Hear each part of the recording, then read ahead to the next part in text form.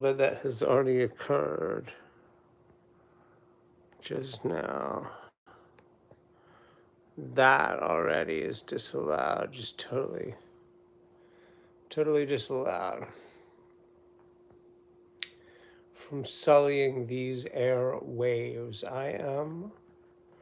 Hello. I remain, of course, your host, the Rogan. And so I shall expect to be referred to by you for the rest of our acquaintance, the Rogan. Oh, is it the Rogan? That's what I expect. Hello, Satan. Hello, certified ripper. So when you see me, you have so much tea, really? Oh, really? Meeting Huz was insane. Wait a minute, today's Saturday. I thought that was tomorrow. Do you hear Pyewacket, how in heat Pyewacket is? You saw him yesterday. Wait a minute. Hi, Barton Knight. How are you? How do you like the new job? I like it a lot, but I haven't gotten to do much yet. I need to make a point of making them find more stuff for me to do on the days when there isn't stuff. Seems like a weird thing to say. I was really ill for 2 days last week, and I really should not have been. You saw him yesterday for almost a half hour. Okay, so wait a minute. Weren't you planning to... I thought your plan was... He wants more cuddled. I'm sure he wants more cuddled. Read the rest of the messages, Rogan. I totally read them. I saw him yesterday for almost a half hour, and he texted me after saying he wants more cuddled. Read the rest of the messages, Rogan. No, wait a minute. I swear to God, I feel like there were more there that aren't there now. How does that even work? Sunshine Girl, how are you? I don't know what happened. I swear to God, Satan, I swear that you posted more things that aren't there now. I'm not sure if you can hear it, but there's a banshee of the frozen north screaming for the damned. The damned souls. Are you better? Better than what?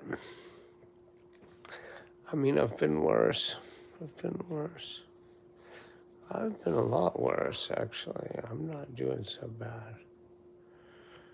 I wish I... Hi, buddy. I mean, yeah, I'm doing great, actually. I'm doing excellently. Am I over last night? Was I under last night? What's up? So, full story. We got there, he was a bit late. And then played video games around that. He was playing with my hair. Well, we sat, and then he gestured for me to go closer and then patted his lap. So I sat down. Okay, hold on. So I sat down in his lap? He just patted his lap. And like a little kitty cat, you just sat in his lap. You thought you'd just burn right past that. As if that isn't the main point here. You're just bundled. You already just you were gift wrapped. After that, you were just gift wrapped.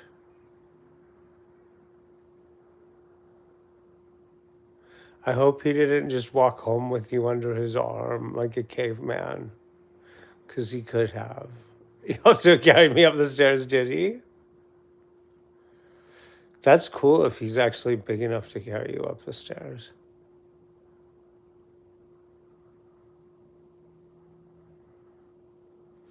Pyewacket thinks this is awfully cute too. Do you see this? Do you see what this Heatsy cat is doing? My neighbors are glad that he's like 6'4" and you're like 5'5". Pie has been yelling, did you hear, like in heat all day until now, until this part where I started talking to you.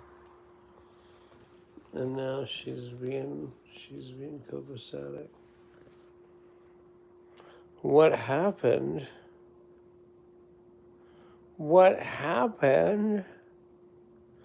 Well, I don't know what did happen, Satan. Nothing really. You just hung out. That's really cool.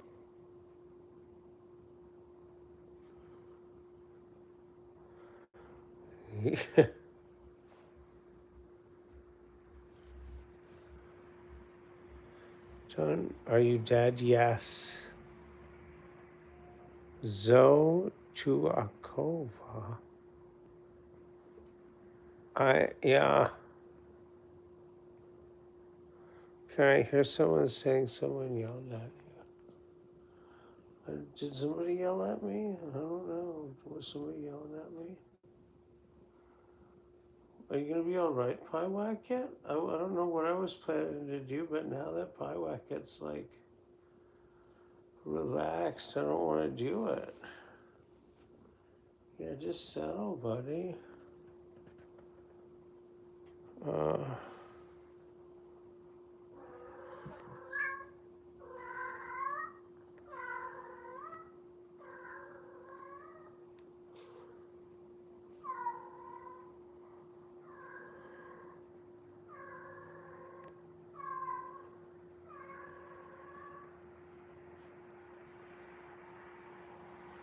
You know what? I should have just let you just leave that shit hidden.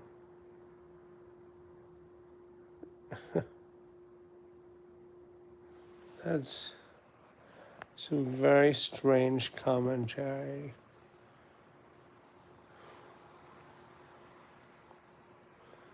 The Wiggy provided there. Thanks for hiding it, Sunshine Girl. You know, I just need my tender ears protected from this hideous business. You know, this kind of talk is just so distasteful. I don't really want to do something gross to a pretty girl ever again. He rested his head on mine.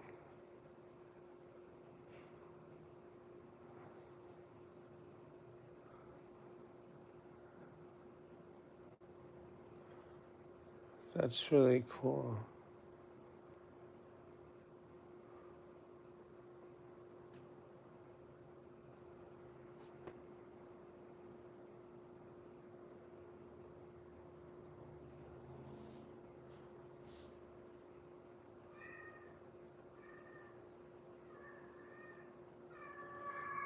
Hear that? She heard you in that? I'm gonna shoot her with water from a motherfucking gun, a water gun. I'm gonna shoot her with the water gun. Bam!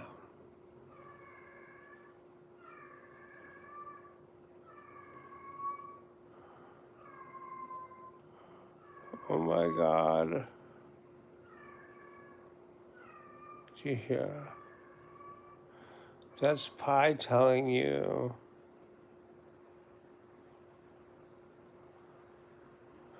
Yeah, I was trying to figure out a plausible way to make it that Pi being in heat was actually a way of telling you not to be in love. But it would really kind of be the opposite, like kind of any of, well, the first two ways I thought of to make that work. And then when I was about to start slinging some bullshit, like right as I was about to start talking, this ominous silence fell, which was like,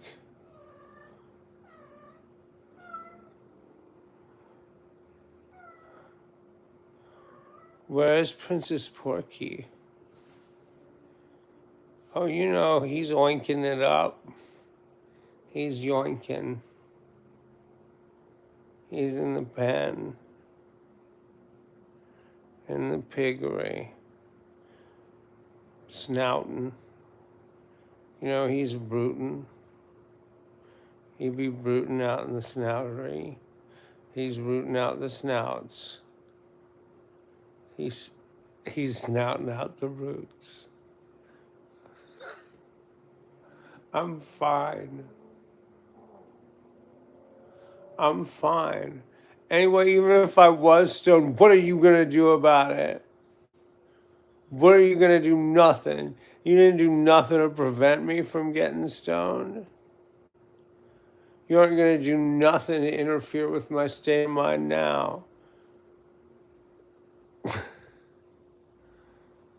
What? What is this? Scratch Burno? Oh, and Huz jumped off the couch and I caught him. He's so light, like he is a skinny dude. I carried him after he jumped into my arms. I don't believe that. I'm starting to wonder how you're built. Like, you must just be all muscle. Rawr. That's what I'm thinking.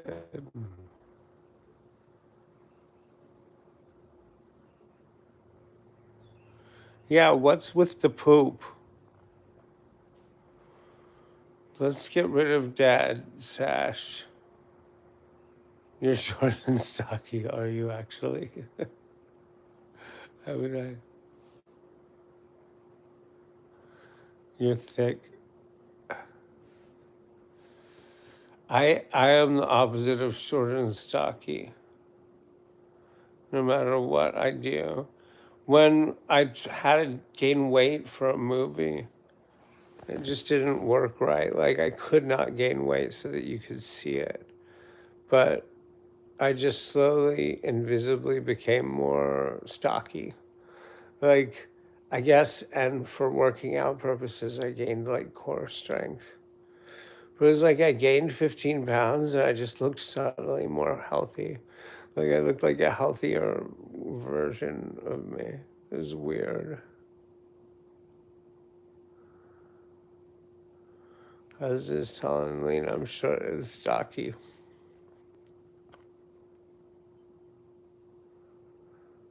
Rogan got cakes.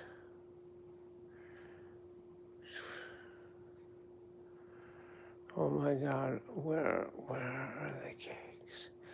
I got ice cream, actually. I got motherfucking Kit Kat ice cream. And there's 2 left. Comes in a box of 5, and I snorfed 3 of those already. Because that's what I do. I just live like a pig in goblin mode at all times. Home, home, home, home, home. Home, home, home, home, home. It went over my head, the cakes thing. I don't know what you mean about that. I have no idea. How could that possibly have gone over my head? I'm very smart. I wasn't going to just do the whole stream lying down again. My energy is a lot better today. I am now, like, today, I'm definitely,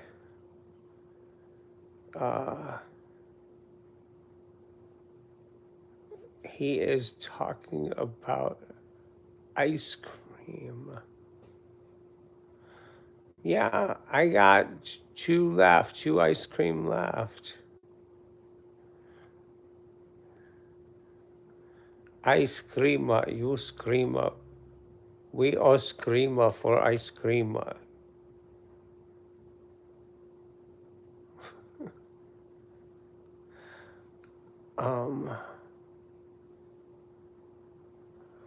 I scream.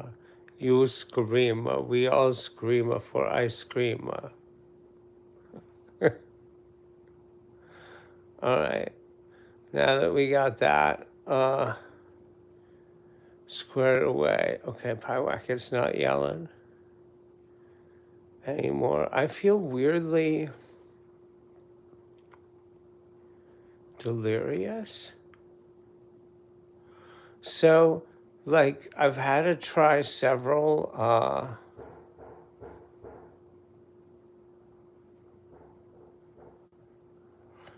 cakes equals booty. I knew what you meant. I knew what you meant. I knew what you meant the whole time, actually, about that. Hello, have you been diagnosed? Not with anything that I haven't been diagnosed with.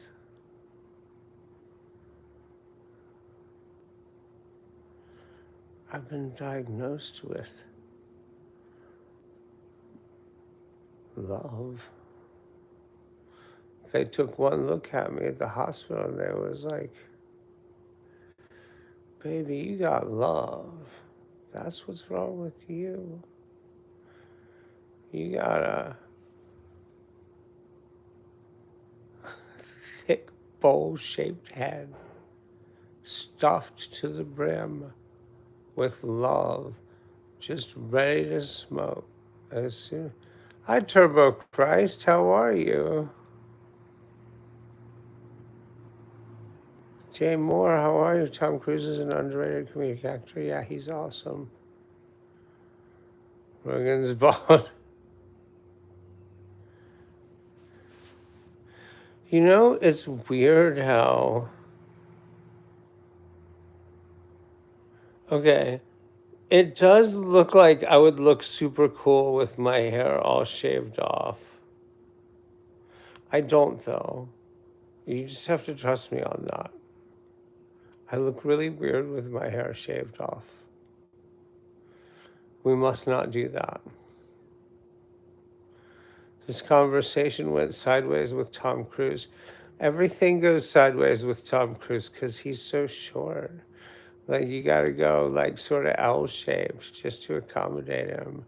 It's so awkward at the party.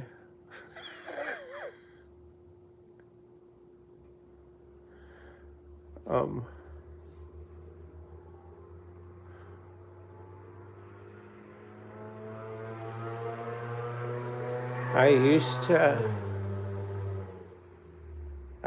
to have this recurrent dream that I was supposed to be having a threesome with Nicole Kidman and Tom Cruise, but for some reason I wasn't there. Like, I couldn't be there, like I had to be in a different place. Oh yeah, Tom Cruise is great in Tropic Thunder.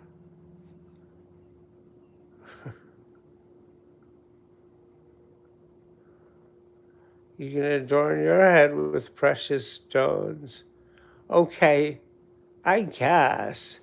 If I could switch at will from glasses to contact lenses, if you're going to decorate your head, your shaved bald head with precious stones, let's be real, you can't wear glasses. Just got asked out by a fine black woman driving Uber. Did you refer her to me? Did you say Rogan gets dibs on fine black women? Hey, John Porky.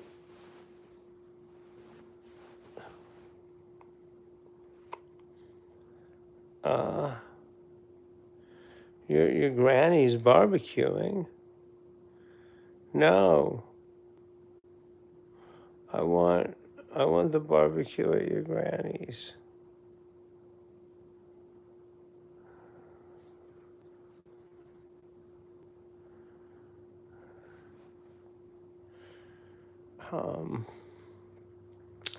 I'm definitely gonna do a reading stream tonight. I'm tempted to. I'm tempted to do H.G. Wells and do it like early.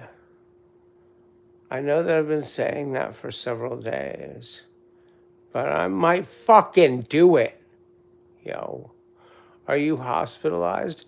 Not yet. I thought if I laid down long enough, they might build a hospital around me as a tribute to my convalescence.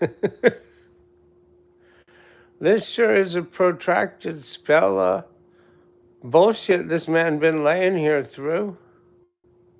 Whole eras of our social history. Perhaps we should put a glass case over it.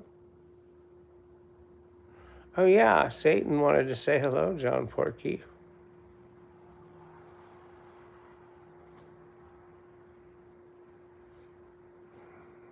Porky.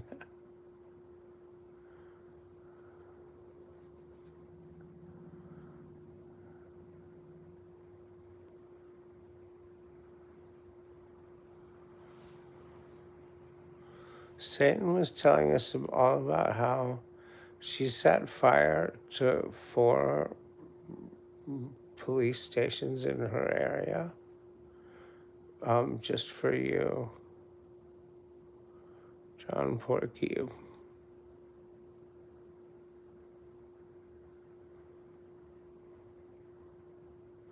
How was my day? Sunshine Girl was awesome. So, Satan was so busy setting police stations on fire for Porky, I don't think she set any on fire for me. But other than that, my day was awesome. Oh my God, can't I feel better about something? I guess I feel a little bit better today, reverse slavery. No way, isn't the school year over though? Yeah, with that attitude. What are you, North American?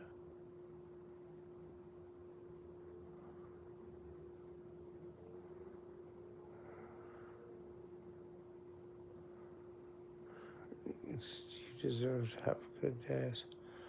Oh, I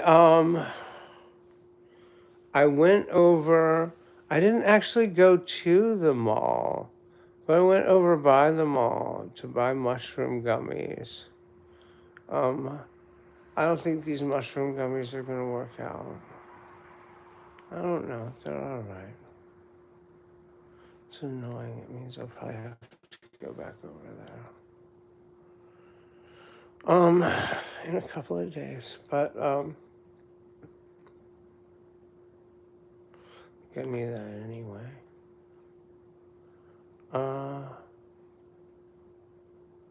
Yeah, I don't know. I mean, I was out and about. There's an Ollie's, which is like a remainder kind of store.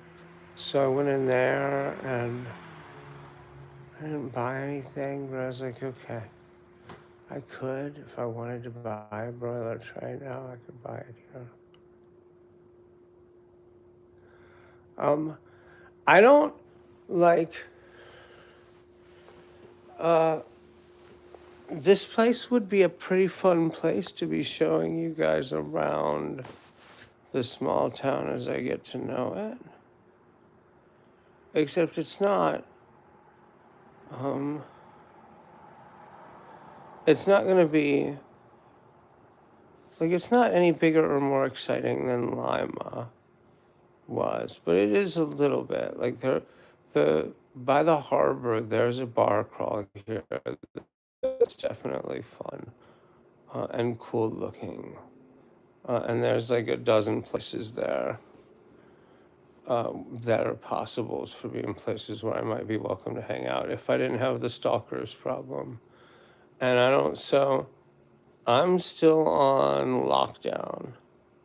I'm intentionally doing this thing where I keep just laying down and being just kind of boring, other than like being pleasant in such a way that I seem too stoned. Like while I'm laying in bed. Like I don't know how much longer I feel like this is all I'm gonna be doing in these live streams. I don't know, 2 or 3 weeks. Let's give them a minute. I don't know what the stalkers and harassers, like, I don't really know what the full game is with them. I don't.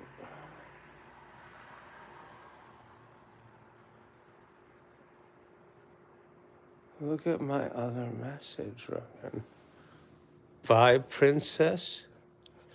I'm not going anywhere, but thanks for calling me princess. I'd like to think I'm pretty like a princess.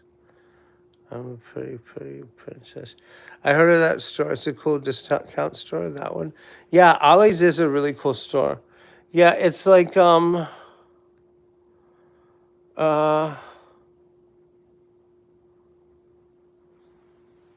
what? You're about to conceive a child, and in 9 months you'll name them Rogan?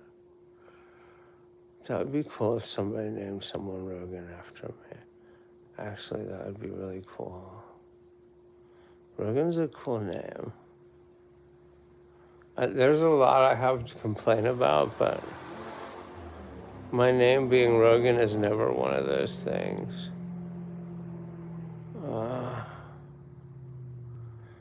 Desi I Unk. How are you? The other message you sent, I don't have black though. The other message, what are you talking about? Zach says, hope you're doing well. Hello.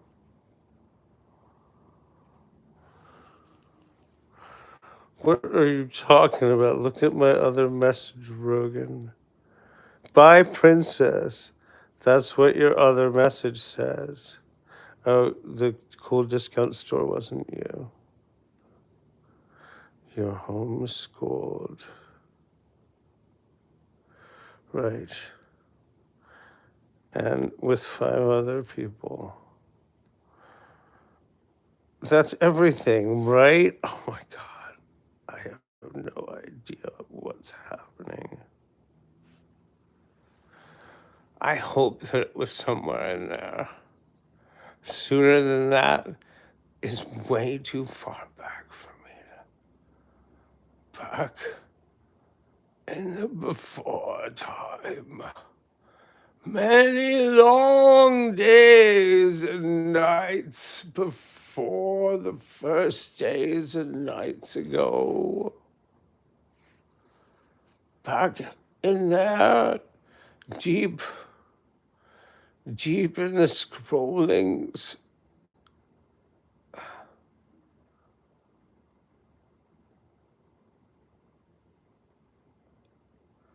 So long ago.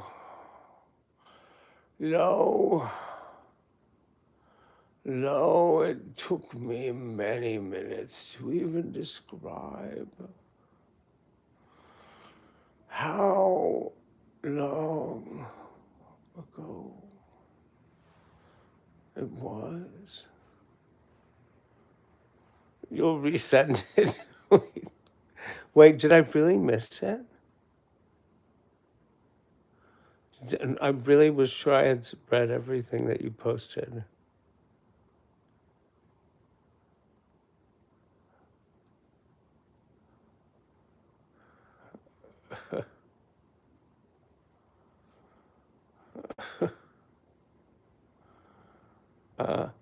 Prime Killer, hello. Nice to see you back. I'm glad you're back. Rogan, sweetheart, sweetheart.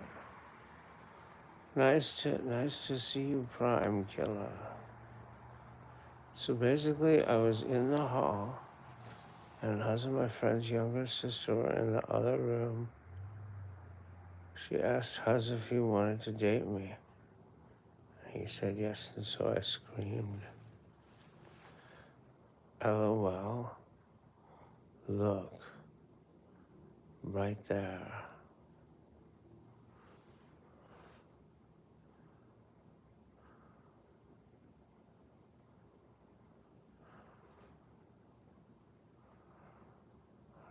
Yeah, but I thought,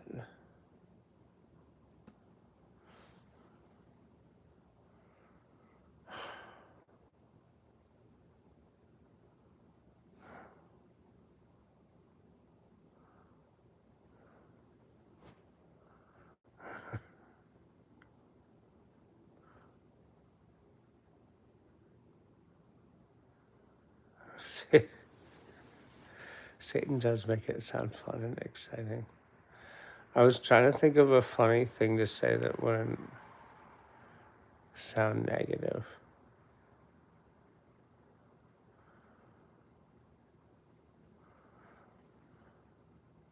or cynical. I would like to have fun. I bought ice cream today and I bought soda. I never buy soda and I bought soda today. Chat is so slow. You know what we need to do is get some Nazis in here to yell at me for being Jewish. Pyrotechnics are not a crime. No, not until you.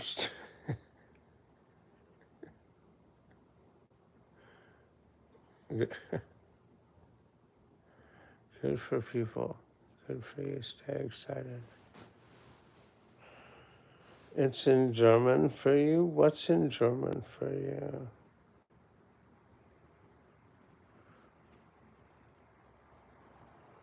Am I Jew? Sort of. You want some Dr. Pepper? I'm gonna drink some Baja Blast Mountain Dew, because that's what I bought and there's still some left. Jew. You're gonna go do chores. I feel like you should do chores with little animated farm animals, like helping and singing back up while you sing a song about the chores. It seems like you should do that. Nigga, wake up. What the fuck? It's morning. It's done, been morning. I know. Shit. The fuck? You took his comment away. Sunshine Girl.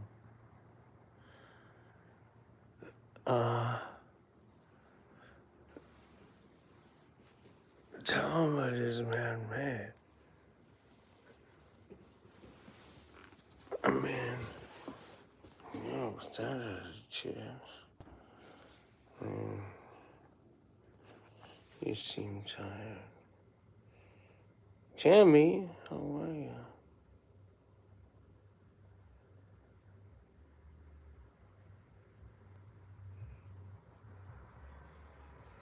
Skylar, that is a very strange comment. Why your voice is kind of hot. It's just the way it sounds. I wake up and think it was the next day, but only 6 p.m. same night. I mean, a lot of times. Oh my God. Can't say. Oh my God. I just want to go home. Can't we just go home from here? Can't we just have home? Is it home time? Can we have home time yet? No. Hopefully you're feeling better. I think I'm definitely feeling better than I was yesterday. Yeah. Yeah. I definitely feel better today. And I have ice cream. I got ice cream. It's true. I'm staggering in the hall.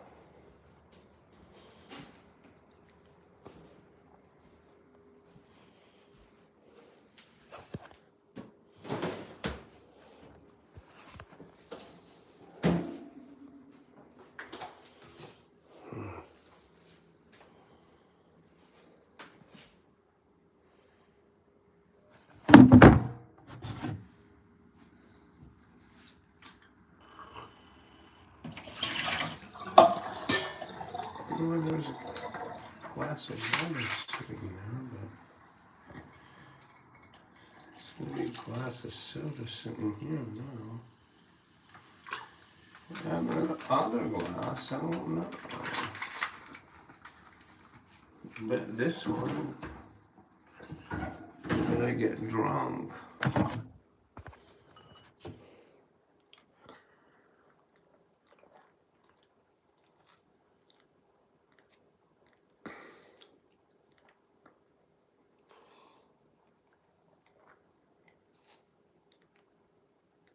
An ice cream social.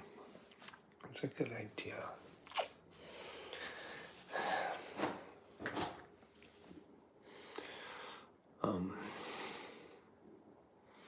It's a pretty girl in her 20s who works at the dollar store. I can't get a read on her at all. And she's a pretty girl who works at the dollar store. She's in her 20s. So it would be inappropriate for me to hit on her. But I really wanted to offer her ice cream tonight. I really wanted to, like, on my way out, I wanted to open the box of ice cream and be like,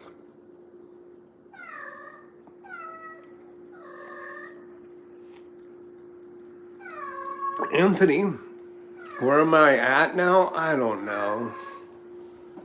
Pie, we don't need you in heat. It's bad enough, buddy.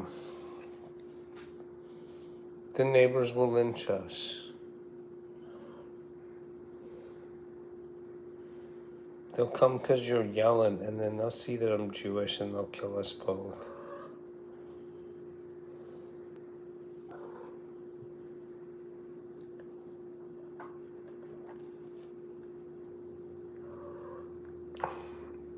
We don't need to die.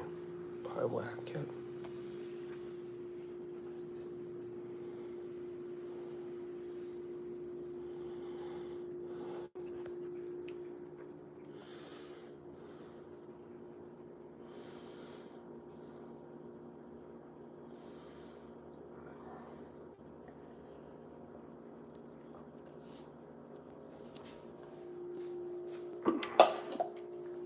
I guess, John Porky, all that's left to do is bring all that food over here to where you weren't supposed to be making it to begin with, but I guess you just forgot. Made it in a different place.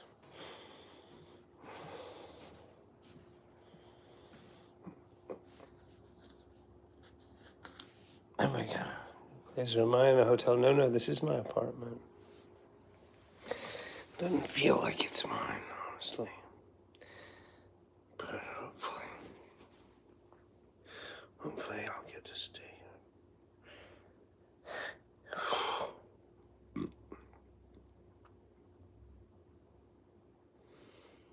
We can eat good before we have to go to the bank.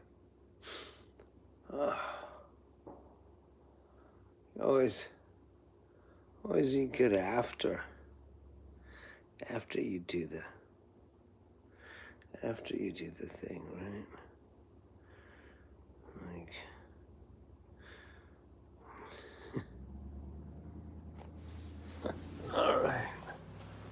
All right. I'm just gonna lay here, crumpled atop the heap of wreckage that there's no guarantee that there will be an after. What are you talking about? There always has been. Come on. Ow.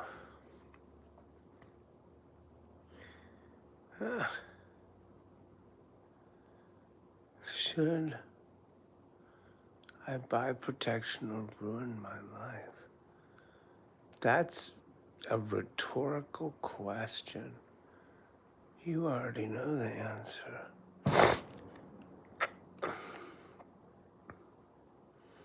Yeah, fuck macaroni salad. Fuck macaroni salad. I'm with you, sunshine girl. And I'm willing to be aggressive and start fights with strangers. Just to impress you.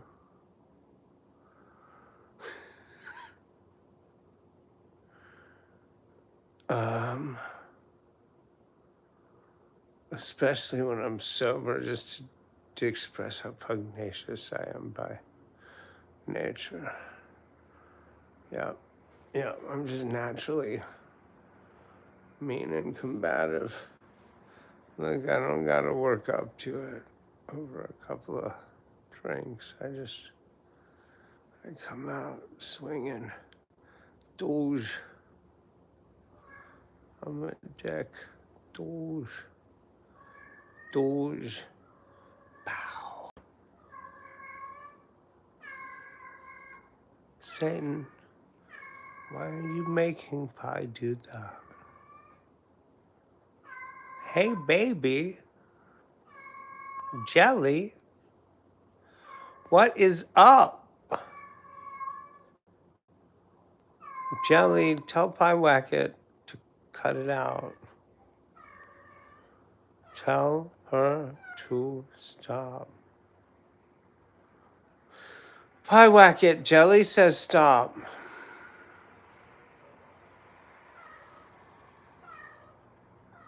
No, she said stop. What? She came up here, though. That's pretty cool, actually. Jelly said you gotta stop. You're bugging the neighbors. And she said you gotta cool that.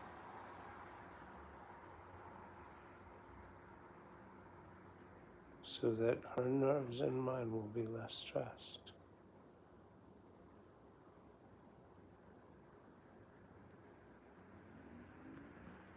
I love you, Pie. Jelly also loves you very much, Pie Wacket. Look at this, it's working.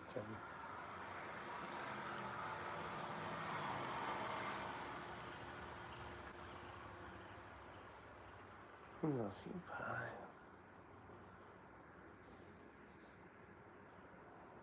Yeah, you can relax.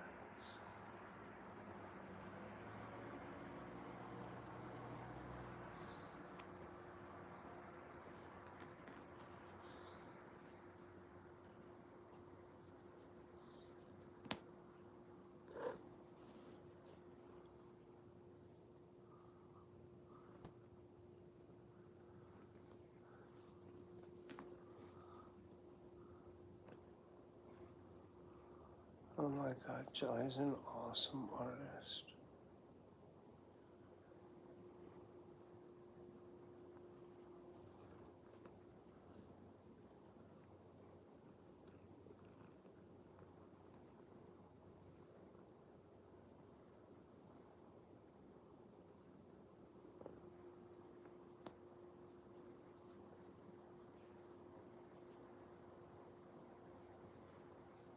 Oh my God, Jelly, you should draw.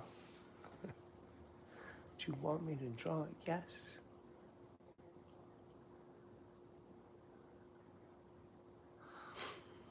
I was gonna tell you about husband you already know. How come?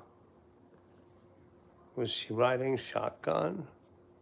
Because it's her. She's the younger sister. She could be, actually, huh? You guys don't live that close to each other, I guess.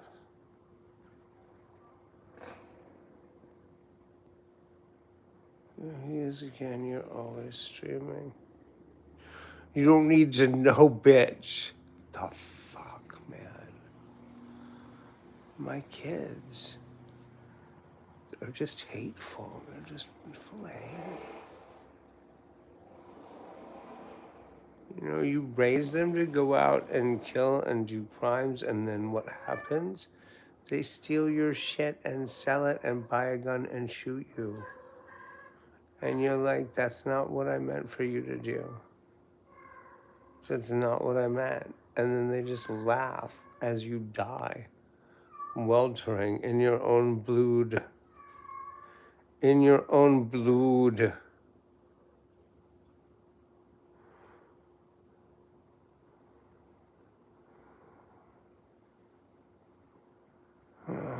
Hello, impaired spoons. Did I say hello?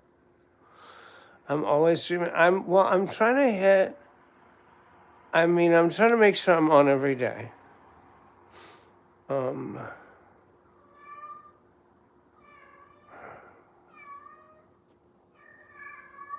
you hear that? Jelly, stop her. Stop your furry friend from caterwauling into the frothiness of the beyond array. Tell it, Jelly.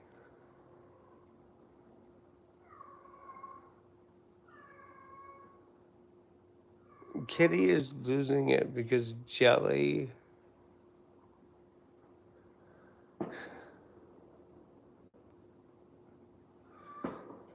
Because Jelly, yeah, because it has a special soul deep connection with Jelly. You're drinking elderberry juice, really? Arboreal octopi? I wanted to drink some kind of weird juice.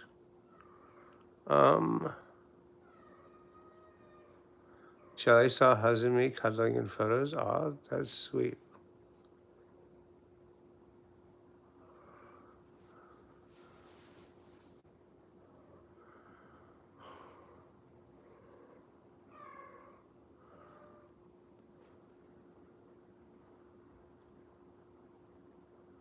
What hospital are you at? I will send a fruit basket. Pomegranate juice sounds like a really delicious idea. I'm not sure if I've ever had straight pomegranate juice.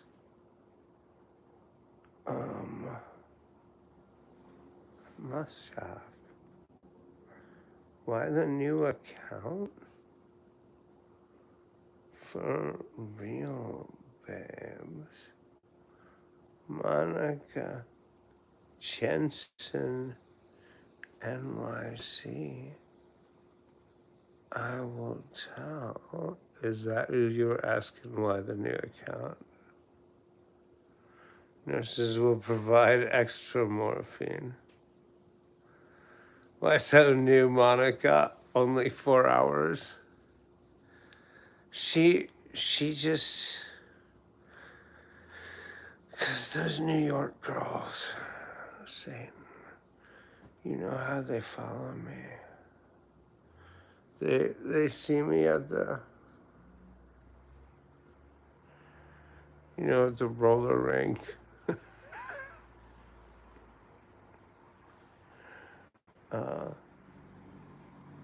I'm a fruit basket giver. Yeah, Monica just gives out the fruit baskets, yo. Ligma balls. Just rhubarb thought. Yeah, just rhubarb. Yeah. Yeah, just rhubarb, see? Tim H36. I'm feeling a little better. Can you chew rhubarb? Not in these parts.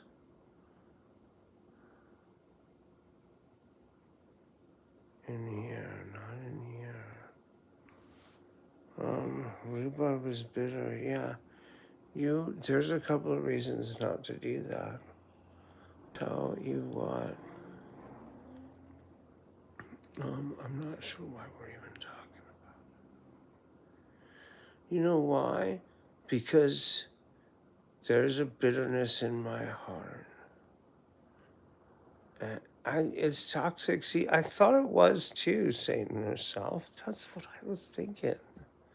I thought rhubarb was one of those things where it has to be cooked to a certain temperature for a certain amount of time or it's toxic. Or it has to be cut, it has to be prepared right. You can't just pull it out the ground and start chewing on it. Like an old, such a little girl. You ain't from New York City. Who's little Monica? Yeah. The green bits are bad. The green bits of the rhubarb. Isn't rhubarb one of those things you have to prevent horses from eating? Am I wrong about that?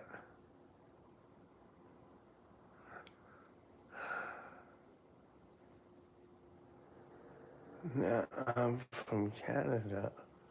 Oh my God. Maybe that explains something. Your grandmother grew it. Who's little Monica?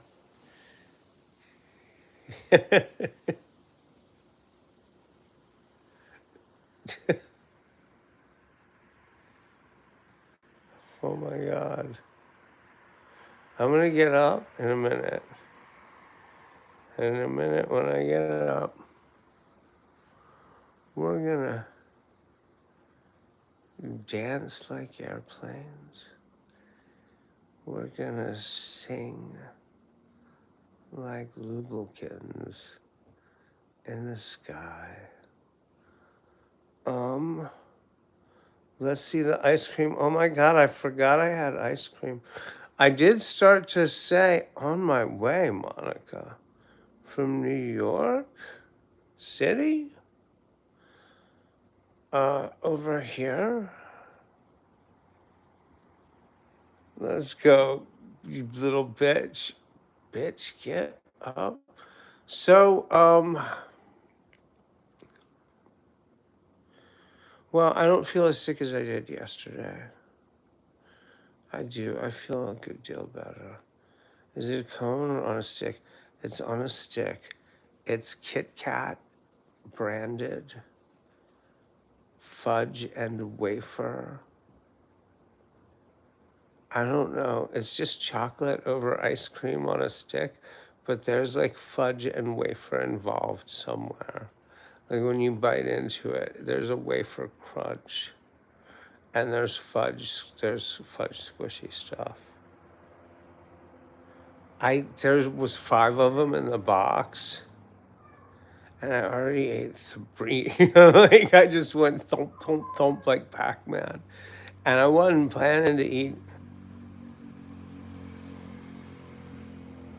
Like if I showed you my kitchen, you could see that my entire dinner was somehow expressive of gluttony on a personal level that was entirely uncalled for and unnecessary and just to live in alone kind of thing. Like there's a plate with too much pasta still on it, and there's a little pot with way too many meatballs in it and some sauce left. And then there's the wrappers for 2 of the ice creams just right there.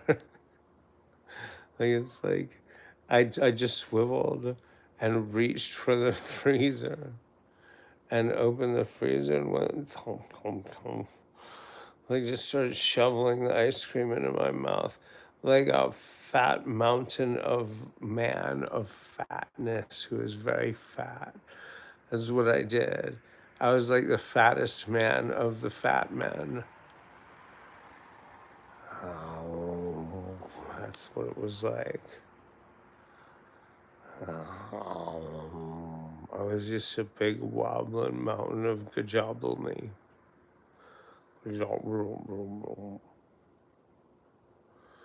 I don't even want to go back in there and look. I guess I have to. I want the soda.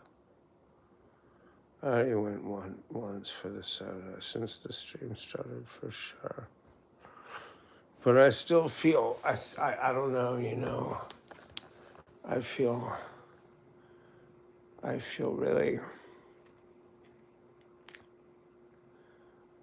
I feel like a fat man. Like, I feel like I'm already the morbidly obese, complete failure of a wreckage of a man that will be left in about 10 years if I continue down the path that's in my heart right this moment. Like, I can see that man in the mirror right now. I don't even need to look in the mirror, though. I can just look in the fridge. I can just look at that distorted reflection of me on this side of the pie wacket. Are you going to stop? Why don't you hang out here and stop yelling? This is very sweet. Will you stop? Aren't you just yelling?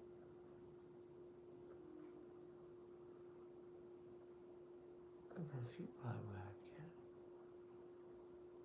Will you stop? Yeah?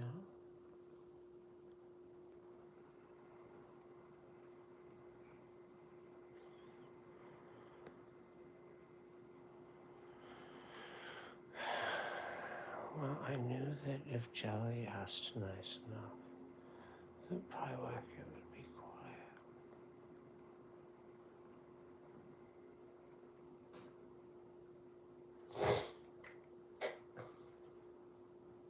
Because as I recall, it has worked before. I'm pretty sure it's worked before.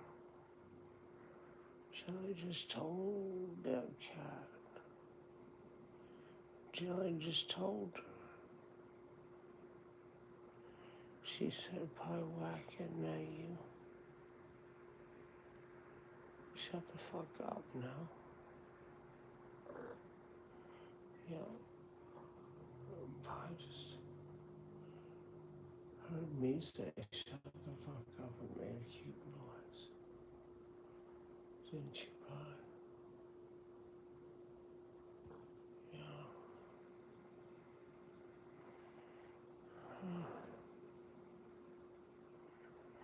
A real octopi.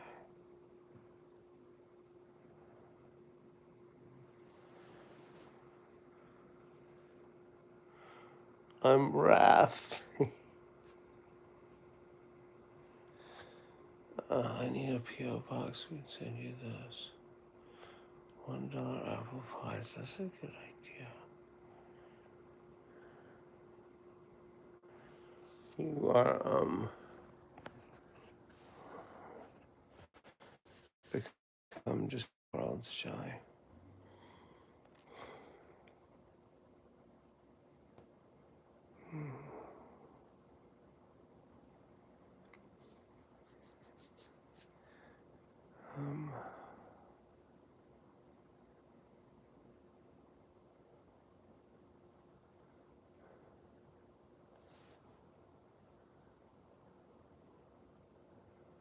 Wrath, greed. Are you talking about the 7 deadly sins? It's wrath, greed, envy, gluttony, sloth, avarice. Please get a P.O. box. Okay, yeah, I need to do that soon. I do. I mean, I guess, I mean, I have to, I guess. I mean, because, like, I would rather go back to Pride. That's the one I was forgetting. Excellent, Jolly.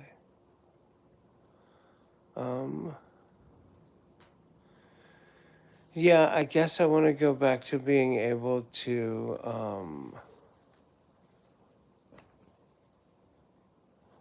just put my address in the comments or tell you when somebody needs it.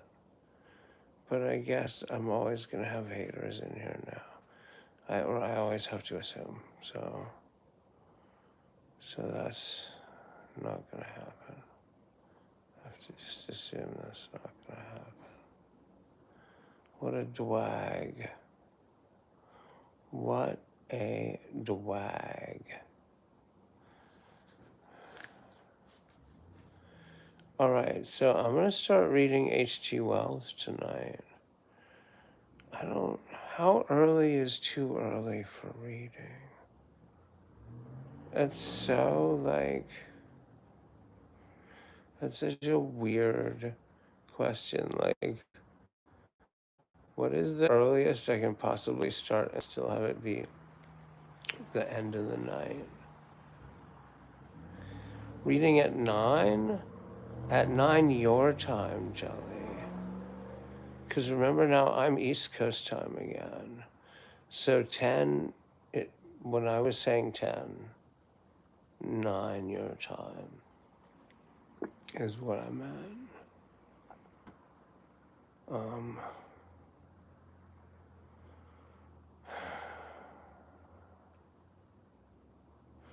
And I don't like, it's weird because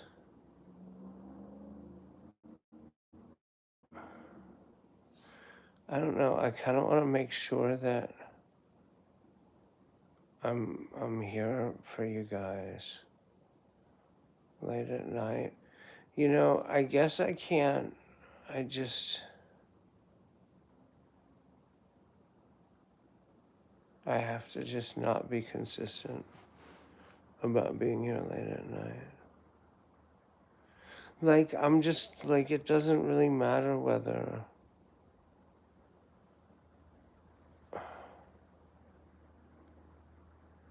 like, I'm supposed to be at work at 10 in the morning for 3 specific days.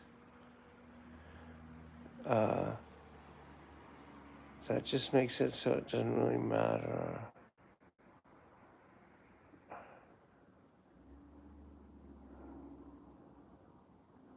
whether I observe some other schedule, some schedule in relation to something I do the night before. Like, I keep fussing so that I'll be, like, wide awake at 10 in the morning. It kind of doesn't matter. Like, 10 in the morning is late enough that you can arrange to be as wide awake as you need to be. It's nice to be troll free tonight. Yeah, Sunshine Crawl, that's the thing. I've been just making sure I don't do nothing for a minute. I'm gonna just not do a damn thing. Like, there's probably some fun stuff. There's a bike trail, there's a park. I'm not looking at shit. There's a cool ice cream stand around the corner. They specialize in grape ice cream, but we aren't going there yet. We'll see, like, those creeps from Mississippi. There's been like one or two a day is about how it's been. It's best to stay safe and not expose yourself or your info. Well, I mean, like, yeah, that's sort of what I meant when I, like, sighed and said, I guess I have to get a P.O. box. Because I want people to be able to mail me things easily. Or to, like, have Amazon mail me stuff. should be easy. Um,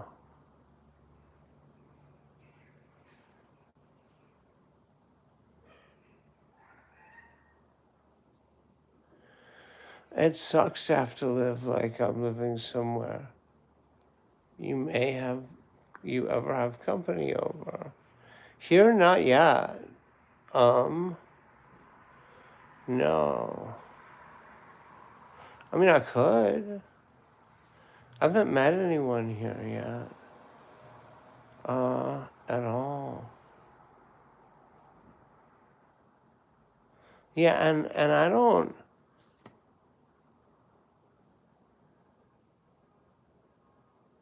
Yeah,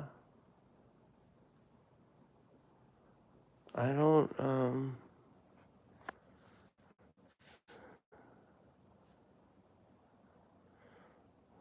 I don't know.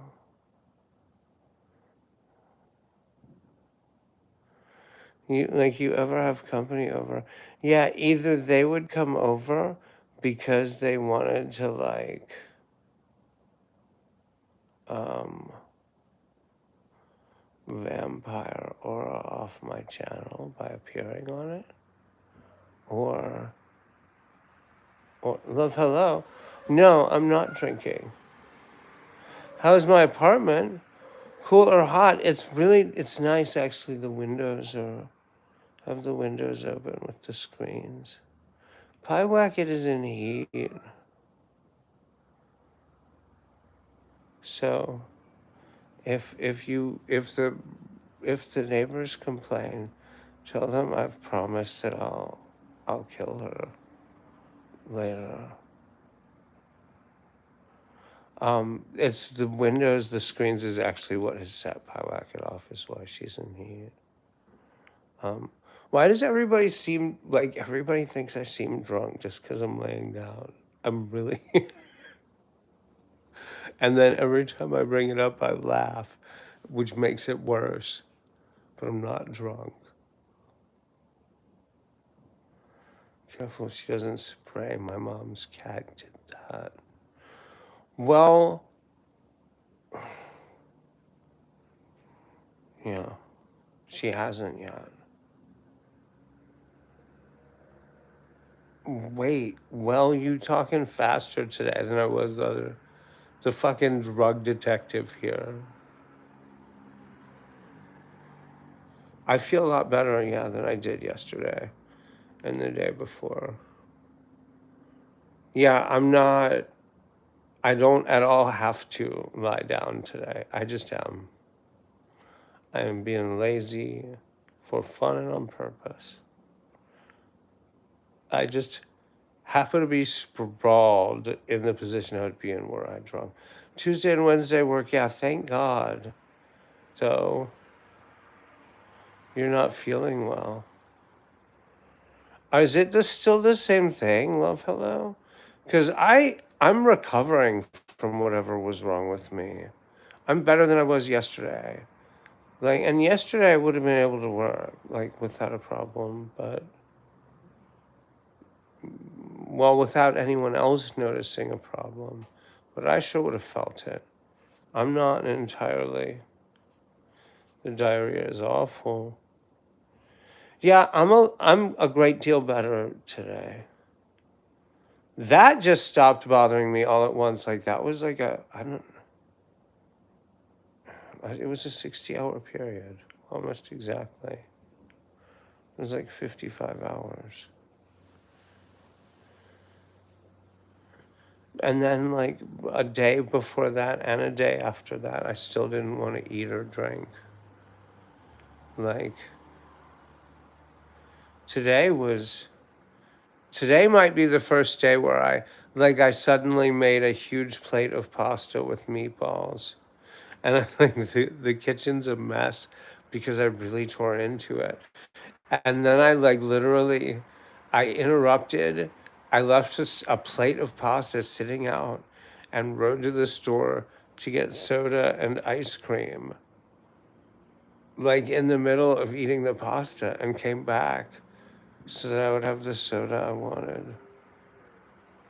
Clean your house. happen? It's been, you know what? Should I draw? What should you draw?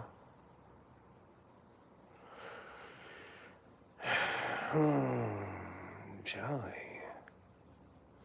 What were you gonna make a root beer float? That sounds like a really good idea. I did actually, you guys. So somebody remember for me. What should Jelly draw? Okay, for one thing. Somebody said, what should I draw? Somebody tell Jelly what she should draw. For one thing. That's the first matter of business.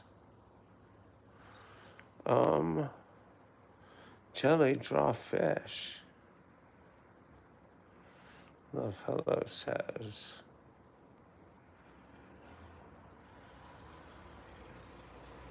How about a jellyfish?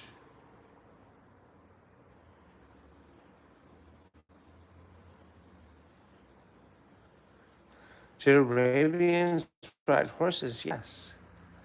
They're famous for it, Arabian stallions. Yep. Yep, they have really similar, yeah, of course, the Arabian horses, yeah. Like the Spaniards. They have very advanced, very decadent horse culture. It's famous horses. That, I had,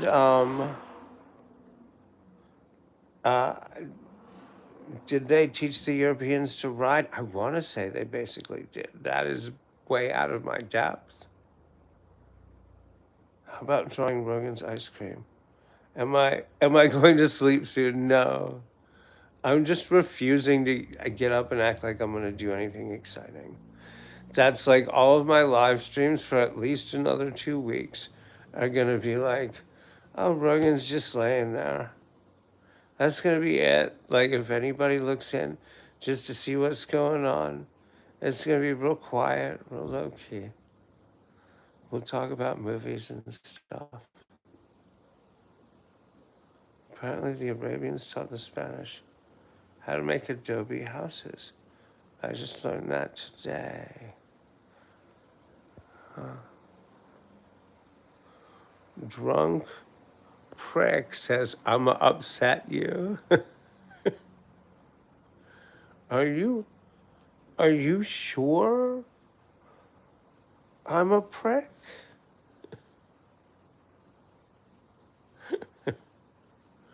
I'm definitely not. I'm not. Hey, I'm not drunk. All right. Are you still in contact with Red? Yes. Yes, I haven't talked to her in the last couple of days. I meant to message her today and say hello. Man, is she a weird kid?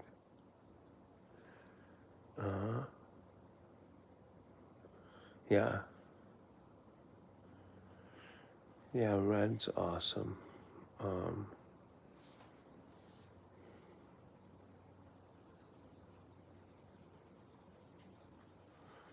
What was that? Something about being gay?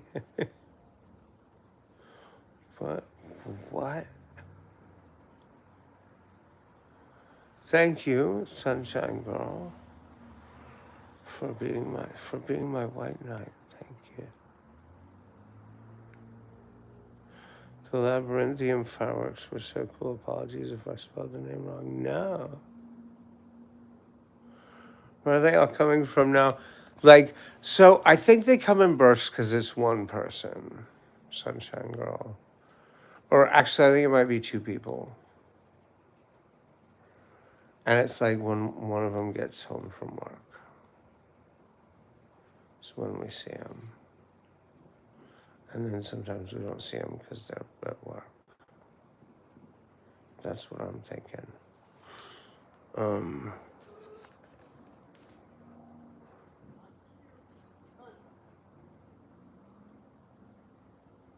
How many screen names could they have? Well, let's assume infinite, but how many times can they open another window and start typing. Because if you click on them to see where they come from, sometimes it'll be a month or two old with no activity. But it'll be from like not from today. Sometimes it'll be from today, but sometimes it won't. It's weird. But I don't know how they set that up. But in any case, yeah, they're like, it's like they're stacked up and loaded and ready to go. But there's still just one person typing. Like at the most, it's just one person eyes on like multiple windows, maybe multiple screens, maybe two people. At the very most, three. But I'm not sure it's ever been more than 3 or 4. Like, there was definitely interest and activity that was a little bit larger than that coming out of this Hattiesburg shit, the stalking in Hattiesburg. There was more for like a month. Definitely. I was real, and they made sure I couldn't live stream from anywhere, and I couldn't have a job.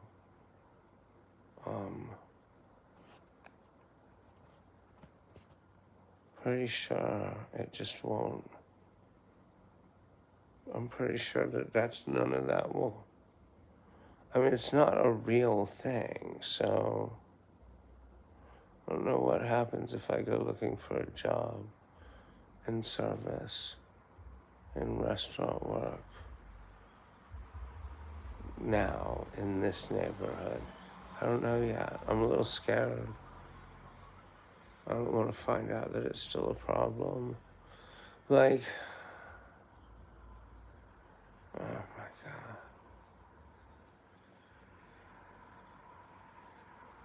Well, I can't afford to go hang out and drink in that neighborhood anyway yet, so I should work somewhere low key. Yeah, I should. But what's ideal for me is kind of not low key.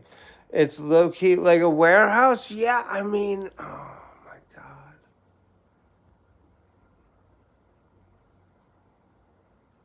Love Hello knows the neighborhood. So she'll back me up on this. As a guy who really likes to work in public facing food service, restaurant, and drinking places, I like to tend rich drunks and people burning money on good food. I like to be part of the staff, but not necessarily a waiter making the big money with the tips. I like bussing, hosting. I like bar backing. You like that bartender shit. Yeah, I mean, I could be talked into stepping up to bartending like that, depending on the size of the place. Depending on the size of the place. The convenience store is hiring S. Kenny. He owns the place. The one right at the corner, Love Hello. Looking for cashier and cleaner. Okay, hold on. Kenny. All right, I'm going to write that down. Because that's like exactly in my wheelhouse. Yeah.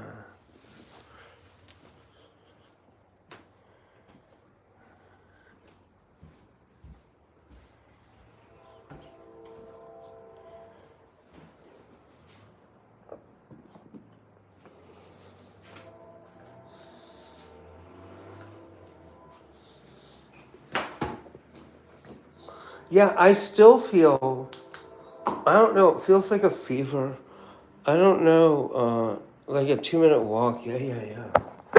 Yeah, those restaurants down by that, like that bar crawl in the Harbor District.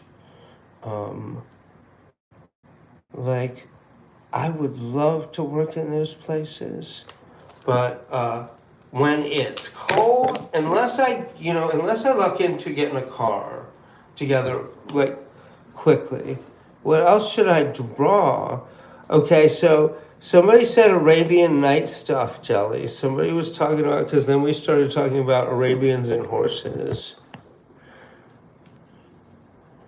Arabian stallions. Starfish. Starfish are harder to draw. I mean, maybe it's different if you can look them up.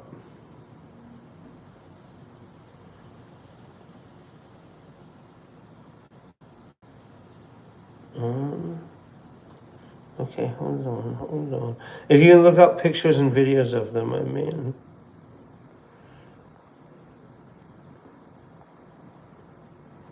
Kenny, there it is.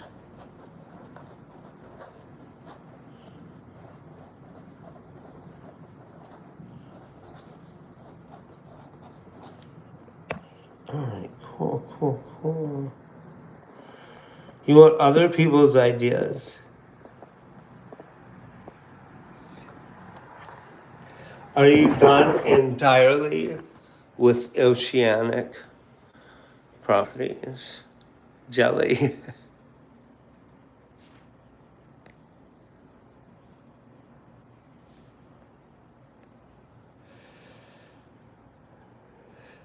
It's true. She did. You did just ask her specifically, Jelly.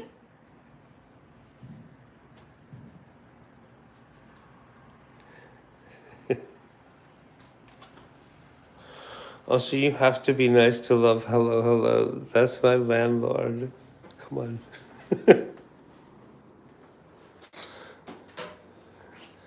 I was going to add what I just said, but I accidentally clicked for the message to be in the chat. Oh my God, I feel like it's a Baja Blast Mountain Dew. I'm just gonna walk in here. I'm gonna get it out of the fridge.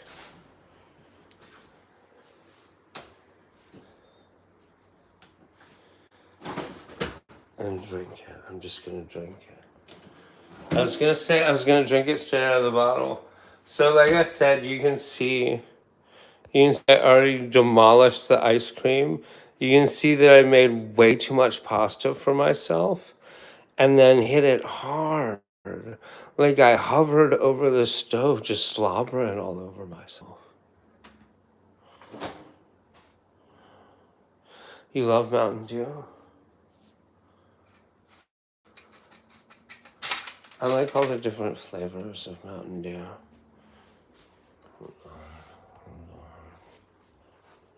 But particularly, I like this stuff. I like this stuff.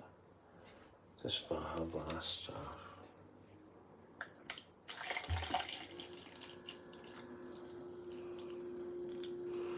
Why is Mountain Dew so delicious?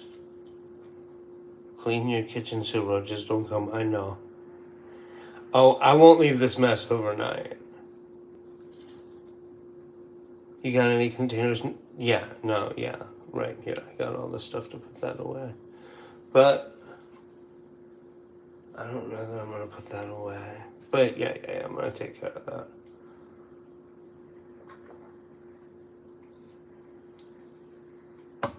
Don't, never fear, yeah. I will not just leave a mess like that out. Because she had roaches, the girl behind me. Well, I haven't seen one yet, but yeah, if anyone on the floor did, then I can't leave a mess out. Joe's apartment, without them coming out of the wall.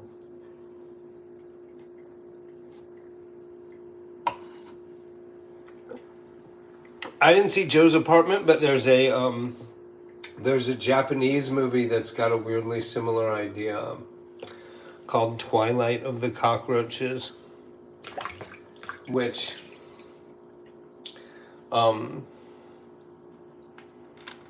basically, like, the idea is that the roaches have developed like an advanced, like a decadent civilization because it's been so long since anyone's cleaned up in this apartment.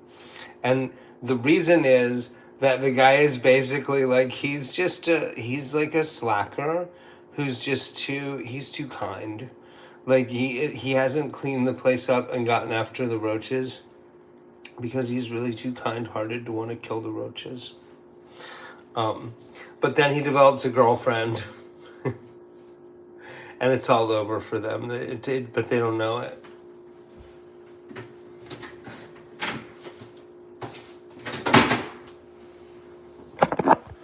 But yeah, I don't have to develop a girlfriend. I will.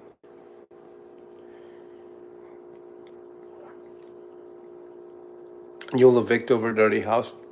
Well, I mean, I think it's a reasonable thing to, yeah.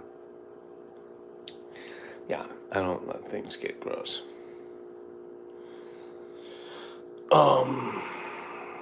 Can someone help you figure out what to draw? Not the two who helped me with the first two.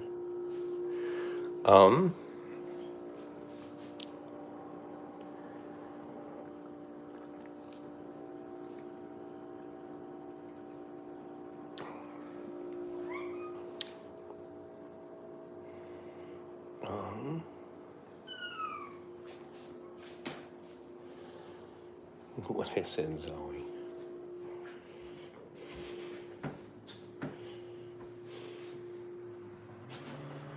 The men in black.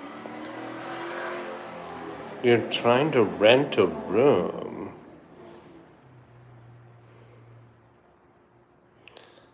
How are my cats on cat food? I think that giant bag. Now that, for one thing, I do have a tub I can put that in. For one thing, that I should seal up. Because it's just sitting here on the floor still.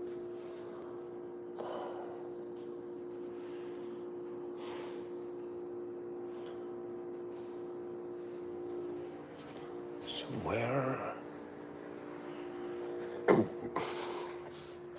is that plastic bin?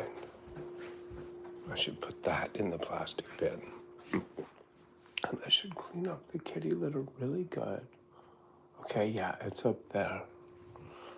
I should put that away in that. Now how much food there is? I think there's about half of that still. Yep.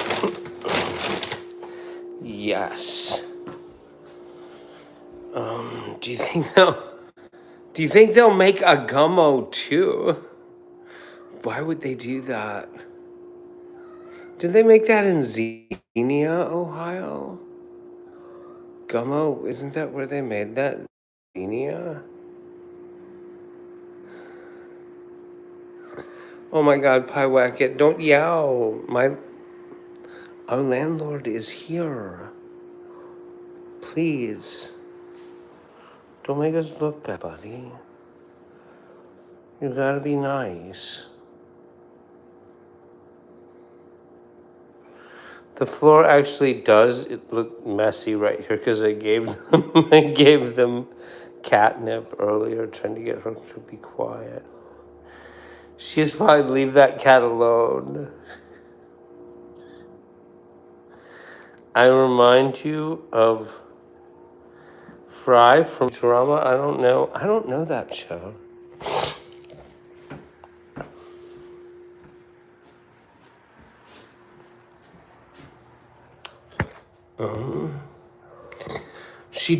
She's way too talkative.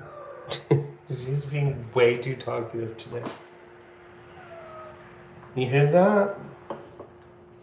She doesn't, I mean, you can call it talkative. You can call it talking. Sure. She's talking. It's just talking. It's not shredding my nerves at all. It's not driving me to eat this gummy at all. I got gummy vitamins today too. Like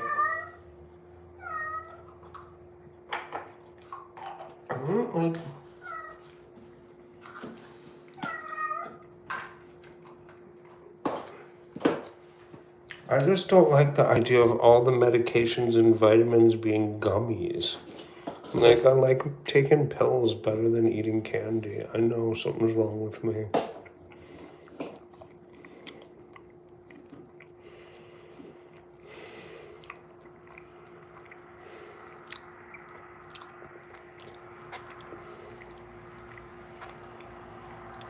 Futurama, it's funny, I didn't know that it was about.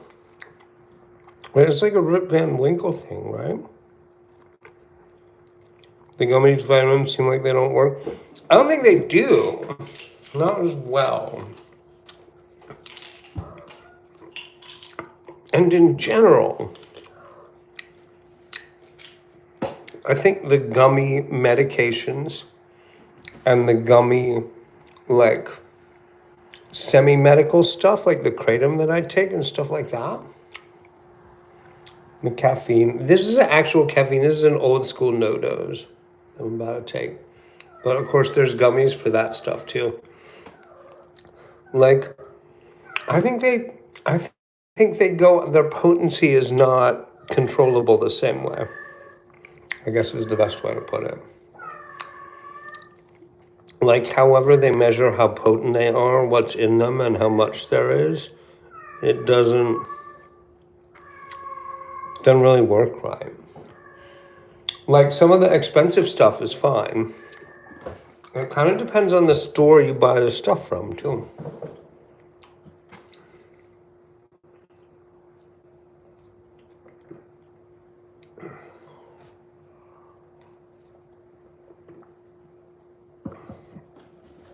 Because when they get hot, they will degrade faster. Yeah, and then, like, the popular brands move quicker, and so they're more likely to be, like, that's like whatever the kids behind the counter tell you at the store is the good brand is gonna be the good brand after that, because those are the ones they're moving, and so those are the ones that are staying fresh. Like, I'm not sure, but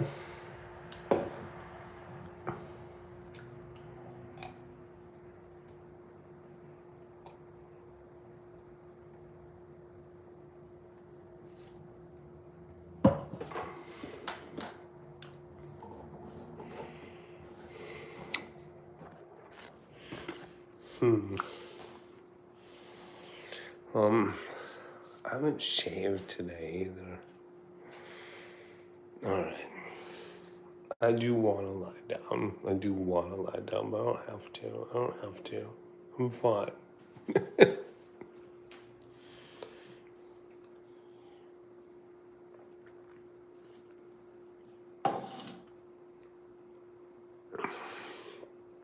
Okay, I'll remember. About the bin for the cat food. I need a lamp back here. There's a light switch. Oh, you know what? I just need to climb up there and change the light bulb. And there are light bulbs in here. All right. Now, the question is... Okay, I'll remember. Put the light bulbs on top of the mess on the stove that I'm definitely going to put away. You'll bring me a lamp? You have some extras? Cool. Bye, Whack It.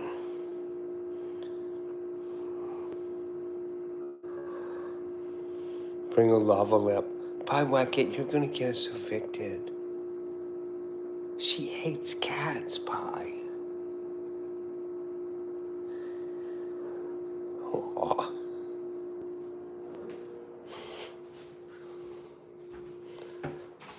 I do really want to lie down again.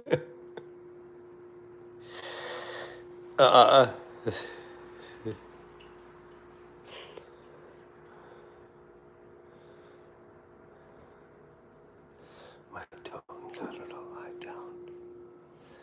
All right, I'm gonna sneak around the corner.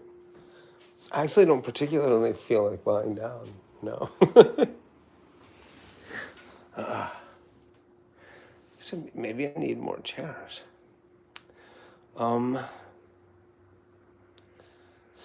Yeah, I don't know what I'm gonna do for a reading stream.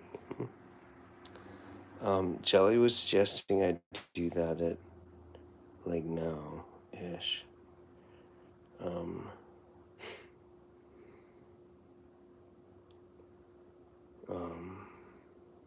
is it? 10 o'clock.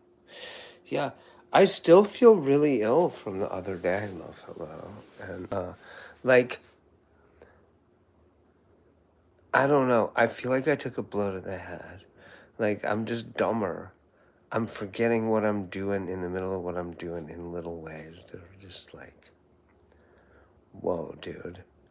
Like stupid, like the way you're stupid when you're running on 2 hours of sleep every night for a while. Like, and so you're just slipping gears. Like, I mean, it's fine. Like, I didn't have to operate any heavy machinery or anything today, but I can tell I'll be absolutely fine in 2 or 3 days, maybe 4 or 5. Read something for the hood. None of that sophisticated scholastic shit. But I like the sophisticated scholastic shit. Read something for the hood. I mean, there's stuff that's both, right? Like I read Lord of the Rings. Like I'm big on fantasy and horror literature, classic fantasy and horror literature and gothic literature. Because it's timeless, because it doesn't have a culture. So I wouldn't say that it's like reading something for the hood, but it's not. It's definitely avoiding reading things that aren't for the hood, if that makes sense. When you read Lord of the Rings, movies seem awfully white, but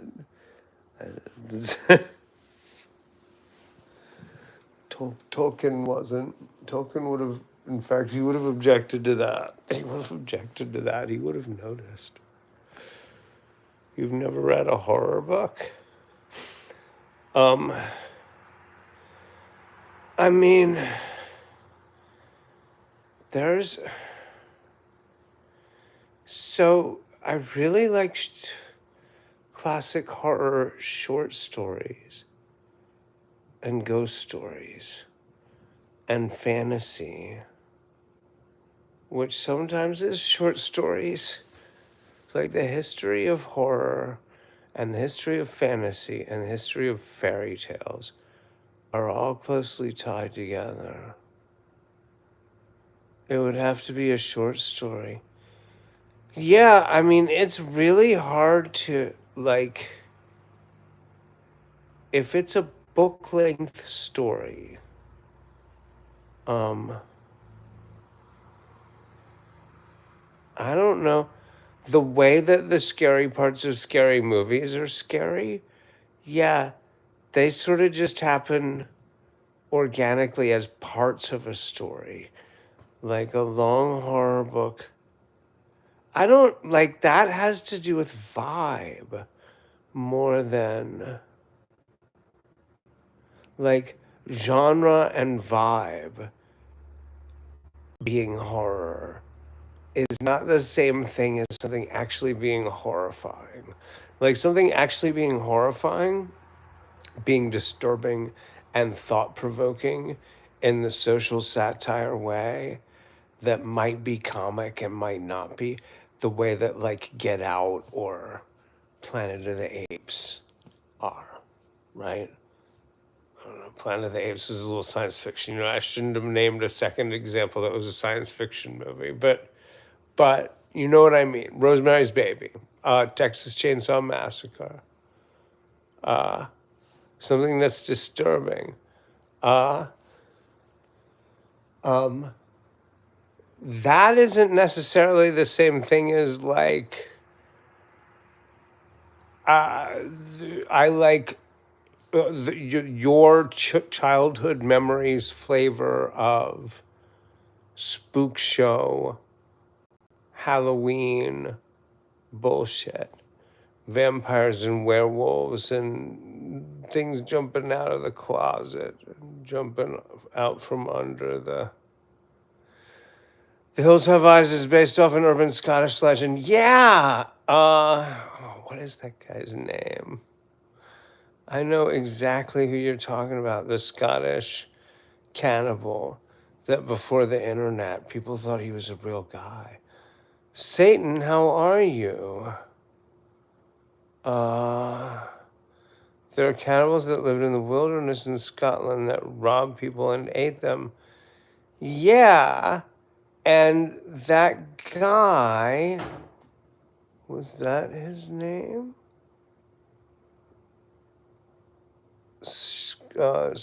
Shawnee Bean? I can't. I had a conversation about that guy with Stephen Bissett, the comic book artist. Your hus called you cutie again, Satan. And then he probably picked you up and tossed you in the air. Like a cartoon. Tra-la-la. Yes, he did.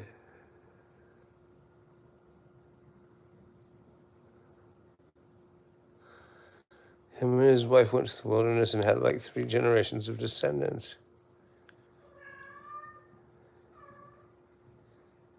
Yeah, I guess the Irish wilderness just, there's a lot of wilderness for people to be going and doing that, don't you know? I reckon. Did I say Irish? Scottish. Scottish. Cannibals, yeah, I mean, yeah. They're all inbred and savages because they were raised to be cannibals. Yeah, or it's the redheads. It's all the girls being these fiery redheads all the time. And just like the kind of people that you would be inclined to kill and eat. If you were going to kill and eat somebody, it would be Scottish and Irish girls. They don't have souls. Bye. They don't have souls as your last remark before leaving.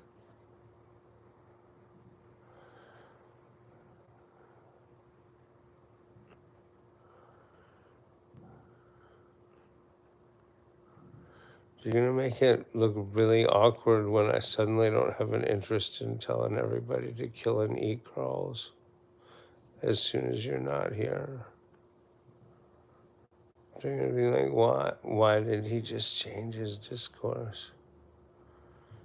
As soon as Satan left, he suddenly had no interest in telling us to kill and eat girls. Everybody's got a soul. Yeah, you just got to keep digging in and eating until you get to it.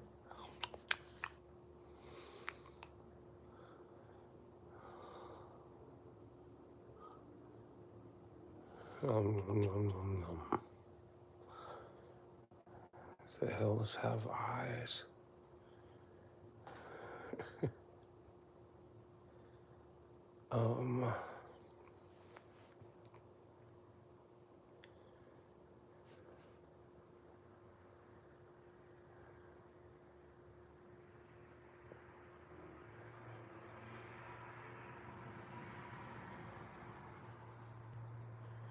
I don't really know the Jeffrey Dahmer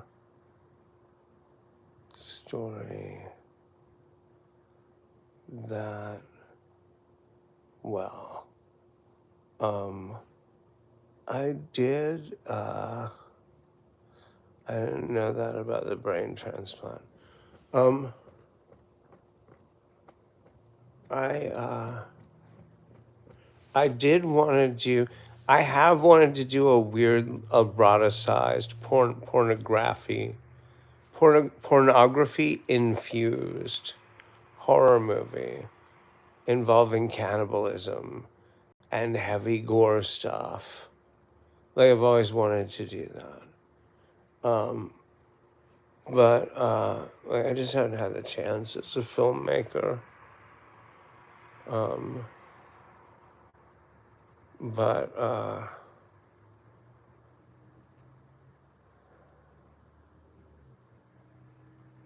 yeah. Um, One of the books I thought would make a great um, like seriously adults only, like pornographic sex is the reason horror movie with cannibalism in it was Exquisite Corpse by Poppy C. Bright. And she was very influenced by the Jeffrey Dahmer murders when she wrote Exquisite Corpse. Um, um,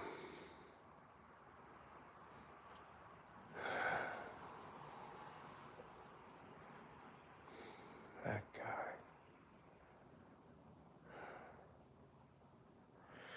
Uh, like I joke about it all the time, but I definitely understand how somebody could become deeply fascinated with, needfully fascinated with, eating other people. Like I can see how you could get there.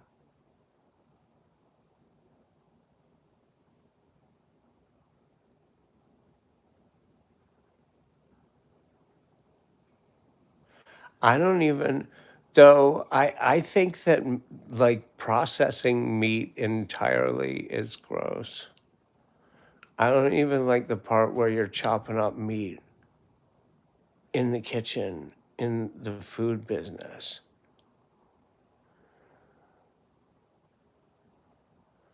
Uh, Jeffrey Dahmer ain't as bad as Bundy.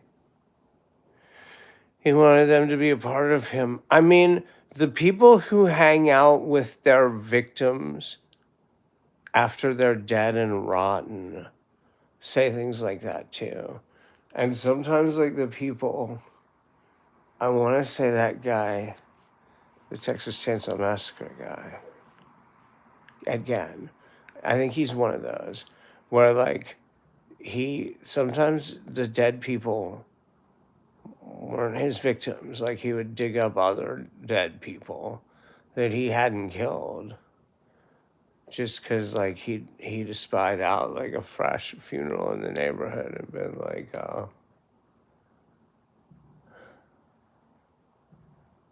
like, I don't like the smell of. I don't even like the smell of a building where they process fresh meat from outside. Like I don't know how. I don't know how. But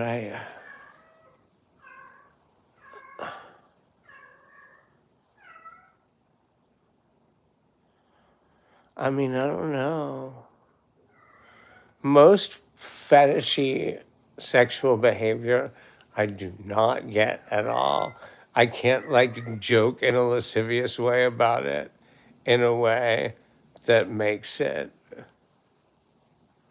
like I'm uncomfortable even making gay jokes. When I joke about cannibalism,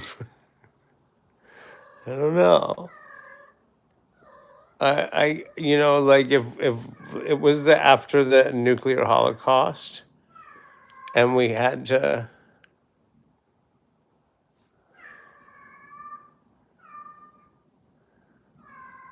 resort to eating people, like I wouldn't be that reluctant. I'd be like, I'll go along as quickly as you guys get there, as quickly as you guys get to voting on who gets eaten. Poor Pie Wacket would get eaten, of course, before any people. Do you hear her? Pie Wacket. Pie. Pie, come here. Pie Wacket.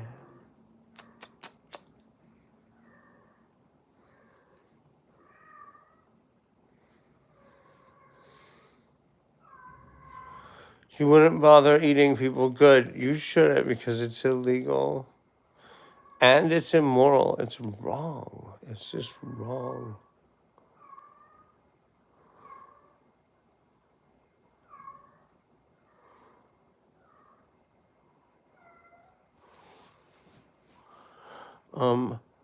Like, why would you eat people? I shouldn't even joke about these things. Just because some people look delicious. There we go. Pie Wacket. Hi, buddy. She is suddenly right up against my hand holding the phone. There's Pie. She's here. She's really in heat.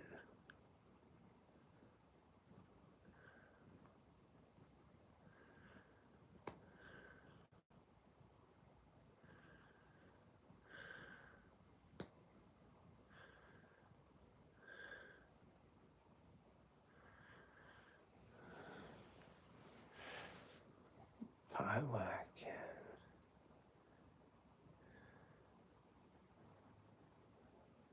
That's a great sphinx. Yeah.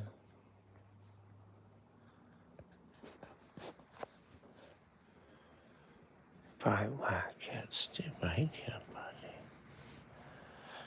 There we go.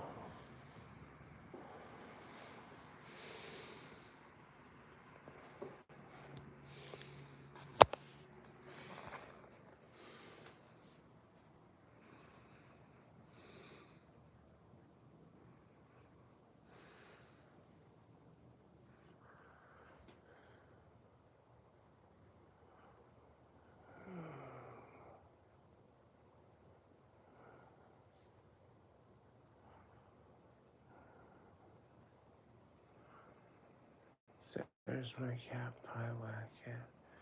She's been loud and in heat all day, but now she's moving weird. Do you see her doing that wobbling thing she's doing? But she's at least being quiet now. Poor Pie Wacket.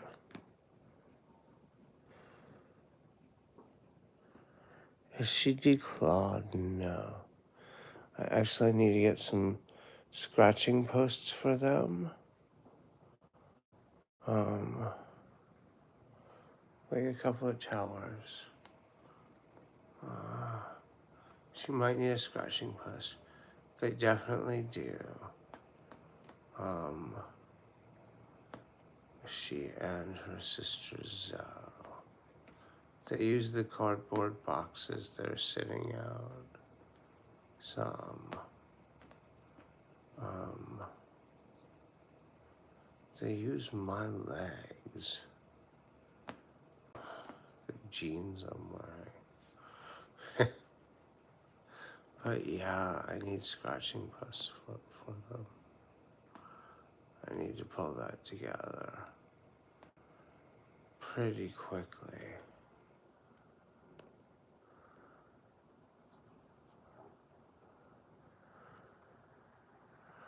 That sounds like hell.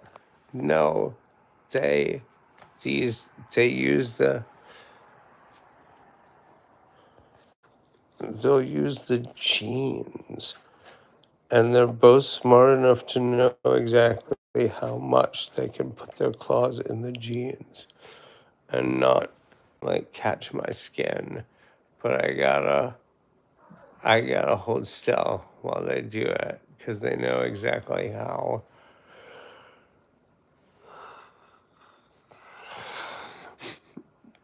Like they've got me trained. See if you can get a log from outside. No, I just Well,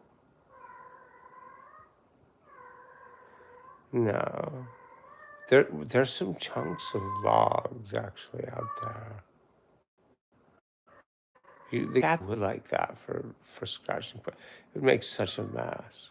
And now, oh my God, do you hear her? You know what that is? Is the sound of her destroying all the love I've ever had for any cat. Oh, it went silent.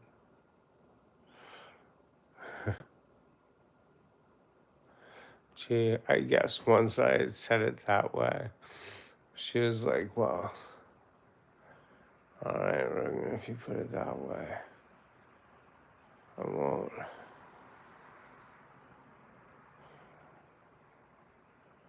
Fuck it up that hard. You know, another reason you can't see for me to lie here like this is that it's really nice out, a little tiny bit chilly, and the window's open. And in here, it's a little tiny bit stuffy, but there's a cool breeze coming from the window. Like, I don't know, it's probably 75 in here. Who would you cast in Gummo too? I don't remember Gummo. I just don't remember it. I haven't seen it since it came out. Maybe 1999? Something like that.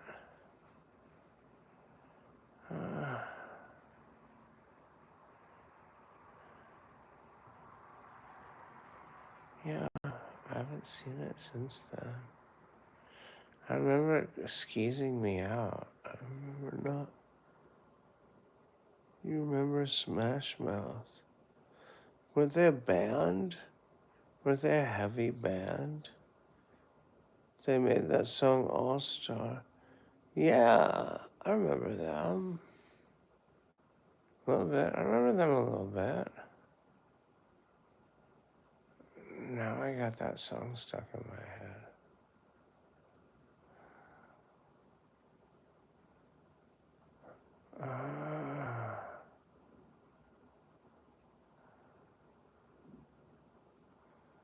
Yeah, that's the song I thought it was. That's what, when I said now I've got that song stuck in my head and I made a weird sighing sound. That's what I was running through it in my head thinking, is that the song? Do, do, do, do. Yeah, that's that song. Yep. It's not bad. I bet. So the kind of band, I bet, like, you go through the whole album. None of it's terrible, but you wouldn't find another track that you like as much as that one.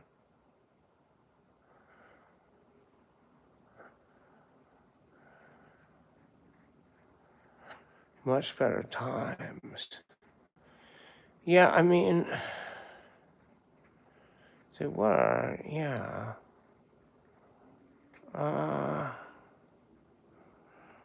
I mean, I don't,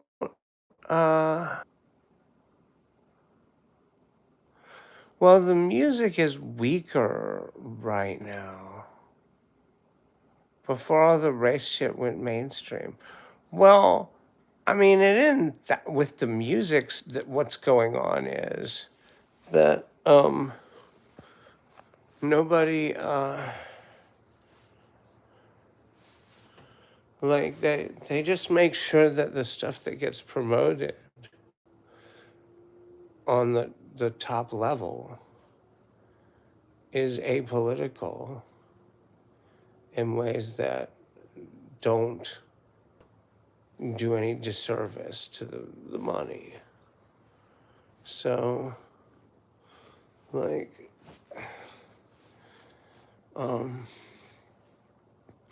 basically just means guitar rock is not going to be fire the right way. rap is not going to be fire the right way. Um, the girl pop singers are really good. Like, that's the music that's going to be remembered. They're doing shit for the pop charts. Yeah. So, like, the hot dancing girls who, like, are also pop singers, the Taylor Swifts and the Lady Gagas, like, uh, the Beyoncés. Cookies of Chaos, how are you? Like, that's the girl singer, the pop diva stuff is great. Man, like the stuff that's just dumb radio pop. Uh, like,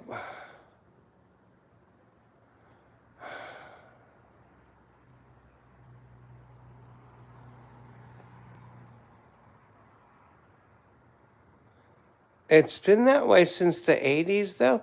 That's true. Since the days of Madonna, it's been slowly but surely dialing up.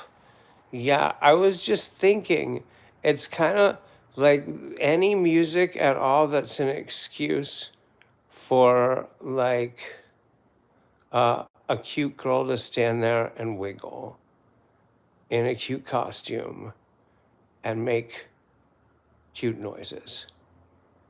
Uh,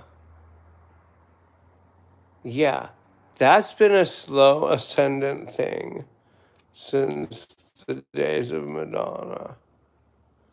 And like one way you can spot that it's slowly but surely been going on is that you'll be like, oh, I want to look up that one outrageously hot music video with the girl that was so hot. And like sometimes it is as hot as you remember, but generally it's nowhere near as hot as you remember because it's a slow, like how hot the dancing girls are, how sleazy it is, how just entirely oversexed and kinked up the vibe of the dancing girls in the dancing girl videos is. Like, has been a slow, steady crescendo. But the music being really good, I don't know that that was necessarily like that's actually I don't know, for a long time it wasn't clear that that was I don't think it's about the dancing anymore. Yeah, I mean, I don't that's what I mean actually. That's kind of what I was trying to find the words to say. Like what I'm talking about, like, ooh, the hot dancing girls has been getting slowly dialed up. Okay, that's definitely going on. But the part where some of the music is really good, like there's like Taylor Swift is a really good example, but there's a lot of really good music like that. That's just like straight up girl diva radio pop that's like honestly aces. Like I don't know, like it reminds me of like the soul and R&B stuff in like 1963, 1964, where it's just like stunning how or like Sabrina Carpenter's another good example. Yeah. Like it's not the music that like I hadn't even begun to get into these girl singers, but there's a bunch who are really worth listening to. Aretha Franklin, yeah, is from that burst that I was talking about in the early 60s where you can get into the soul and R&B from like, I don't know, about 1955 to 1965. Like it's endless how much good music there was. I feel like the new R&B singers, but they all around the same. They all sound the same.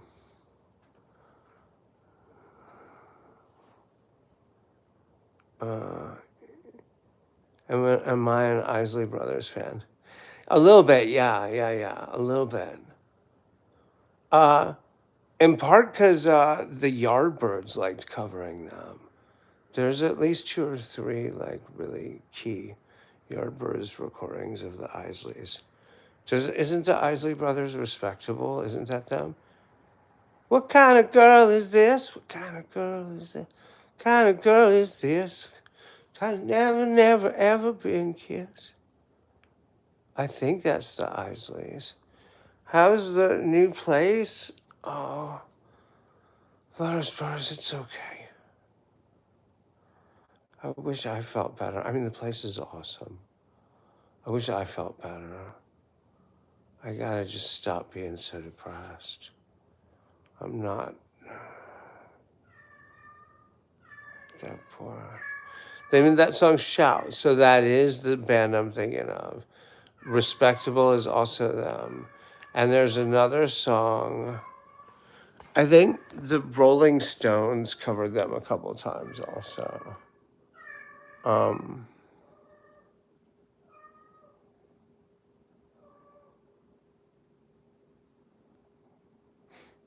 yeah.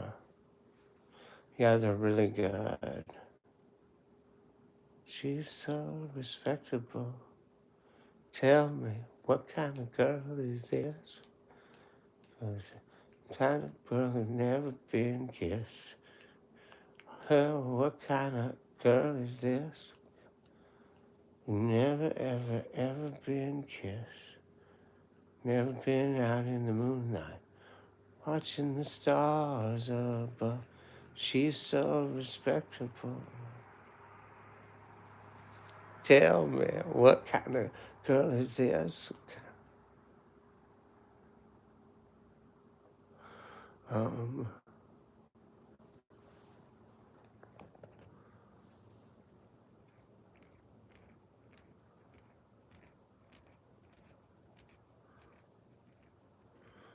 they actually had Jimi Hendrix play with them for a short time. Really? So were they what, Portland based or Seattle based? Um, yeah, I love that Jimi Hendrix. Haunted cat meowing the cat. Hi, what? How are you? Did I say hello earlier? Yeah, I'm gonna do a reading stream, but Pie Wacket's gonna try to disrupt Kate. Do you hear that? She's gonna. Back when Jimmy was still black. Well, it's interesting how there's this long moment where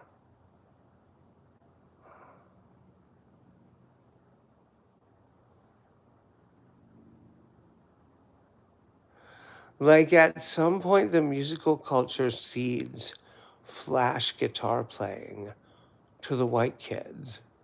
And Jimi Hendrix is standing on the edge of that for this long moment in musical history where like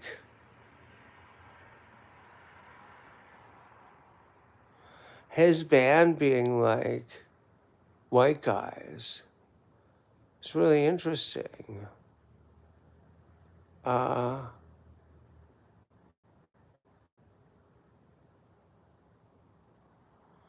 I feel like he should have been able to find black dudes easier to do what the Experience did.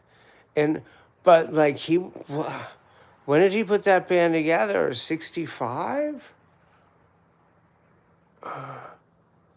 It was the psychedelic rock scene. Yeah, I mean, that's the,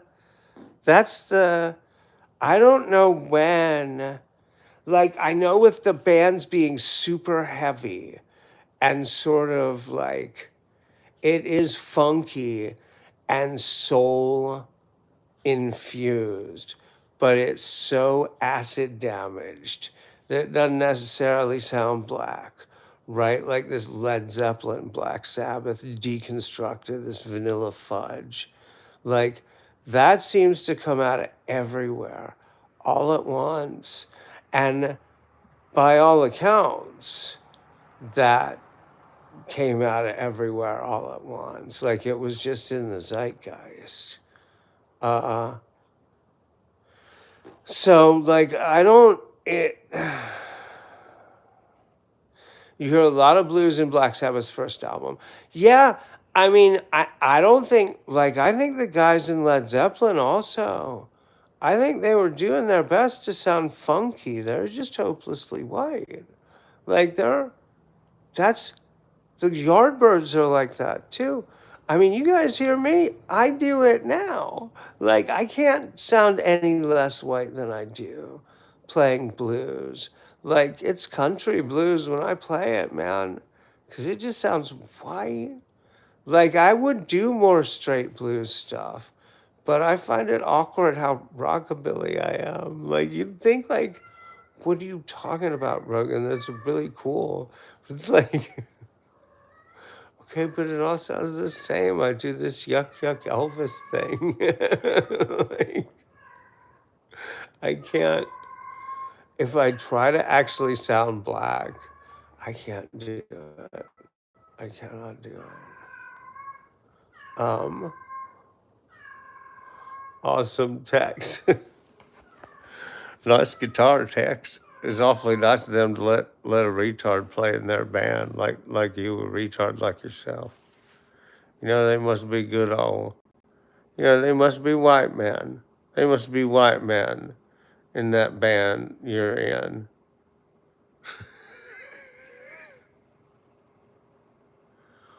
Michael Sarah?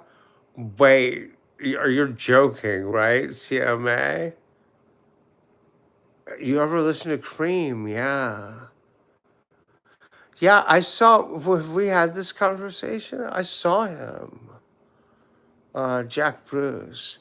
I saw him in 1988 on some kind of, he was promoting a solo album, but he was opening for the Moody Blues.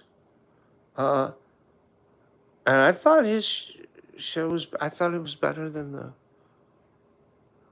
I mean, he really cared about that band and that tour, though. The Moody Blues were just coasting. Just Rarely Gears was probably the album that changed. See, I don't, I don't know. I really don't know. Like, if you were hanging out and going to see the bands in the bars, it does seem to be an acid thing. But do you listen to metal? Not much. A little bit.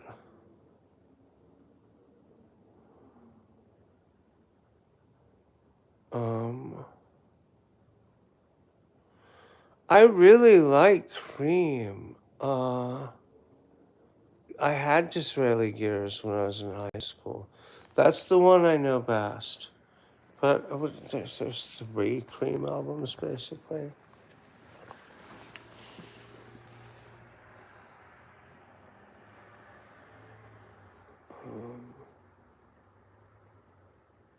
Isn't that right? Or there's two?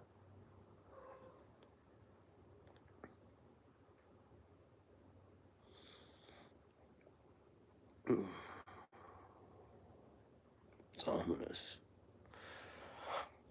Over here in semi-darkness, it's ominous. Thanks for joining me here in the ominous semi-darkness. Outside my window is a tree.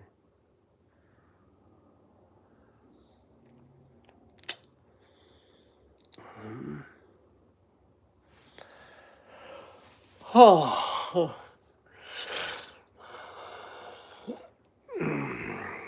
Yeah, I was in high school when I saw Jack Bruce. Jack Bruce? Is that his name? Yeah. Open for the Moody Blues. And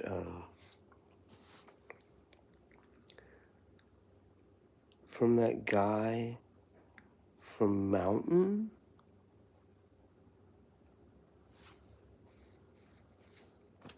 Leslie West. Right?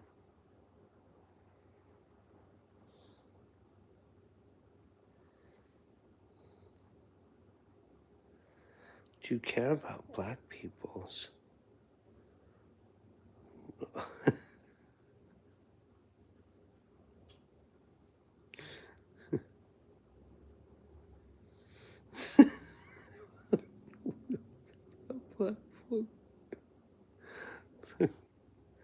Oh my God.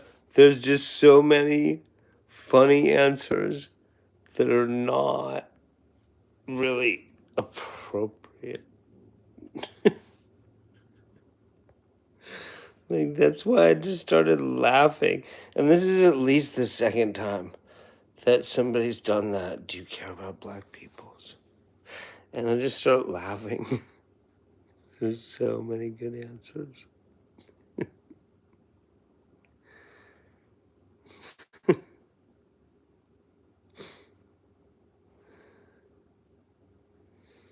Robin Trower's the greatest white blues guy by miles.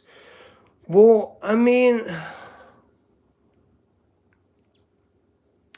there's a specific thing that rockabilly guys used to do that I don't know.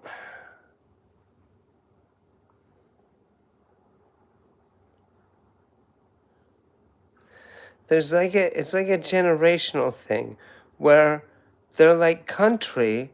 It it's specifically like super white sounding, but not in a way that's like signaling that the guys playing it are white on purpose as a way of nodding to other white guys in the audience. Like, it's like there's a difference between the way Hank Williams is country blues and Hank Williams Jr. is country. Like, that's the exact difference actually that I'm talking about. Like, there's early stuff that's like jukebox blues, electric blues, like in the 1940s and 1950s. Like, really the sound was a spectrum, and the spectrum is as rich as detailed as the color of the skin of the players.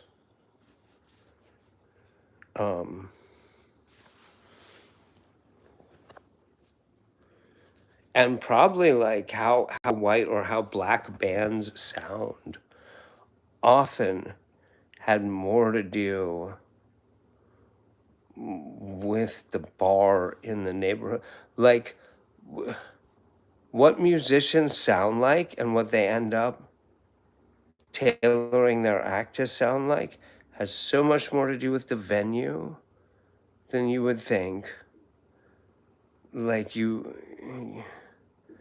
put together a cool venue and the kids in the neighborhood start scheming for how to get shows there right away.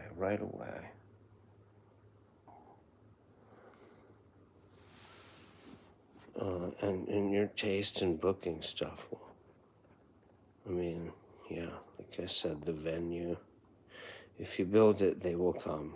The kids, the musicians, they'll come.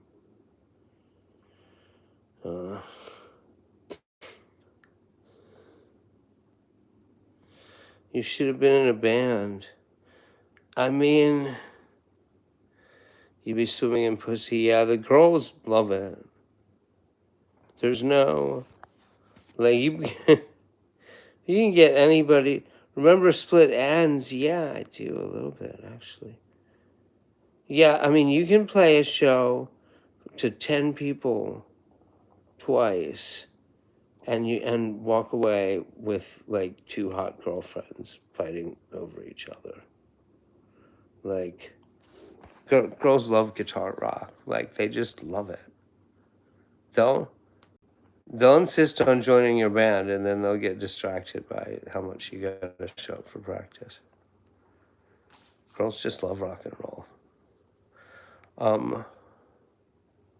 That's one of the reasons to that, and the psychedelic drugs. Like if you're into drugs like acid and weed, used to be weed was like an illegal drug, and the drug culture for weed was weird and fraught, but you could count on it being where the rock and roll was at. The coffee shops and bars where the rock and roll was happening was also the places where there were people smoking weed. Marcus, how are you? In Excess is best oiled machine of a band since before 1980. Well, In Excess is a little later, right? How's it going, brother? I'm doing all right. I'm doing all right. I'm gonna do a reading stream in a minute. What do you guys think? I guess H.G. Wells. If it's gonna be a break from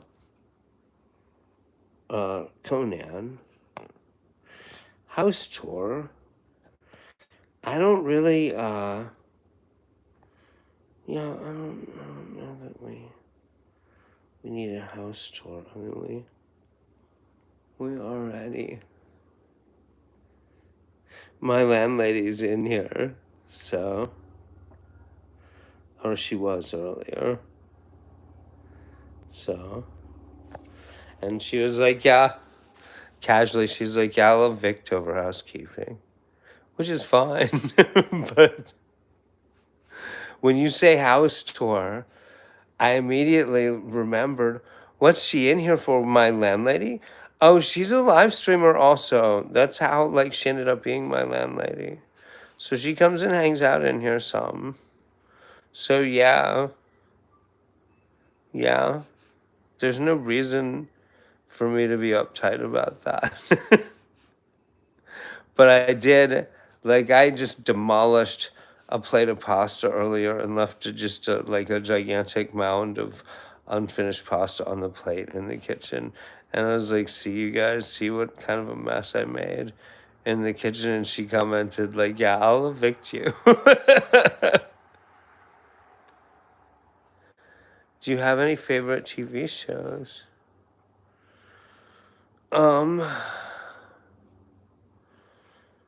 Uh, you like any favorite TV shows? The Prisoner with Patrick McGowan, and the Twilight Zone, the original Twilight Zone. The Rod Serling show. I mean, I don't really like TV that much. Have I ever watched Oz? No. Just started watching Sherlock. I did watch the first season of Sherlock. I remember really liking those, watching those with my wife when that was first on.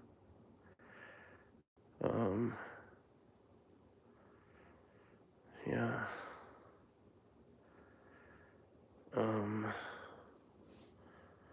I mean,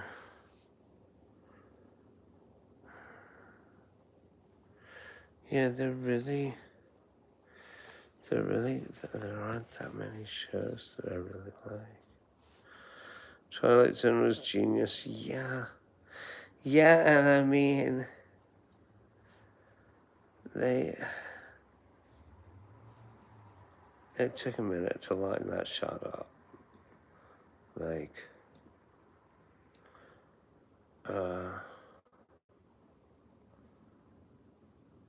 Like it's really, like Rod Serling was a genius, and Twilight Zone happened right at the peak of that curve.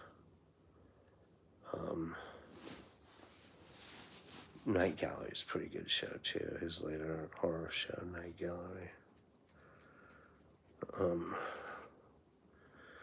But Twilight Zone, I mean, he kind of stole it from Lights Out. The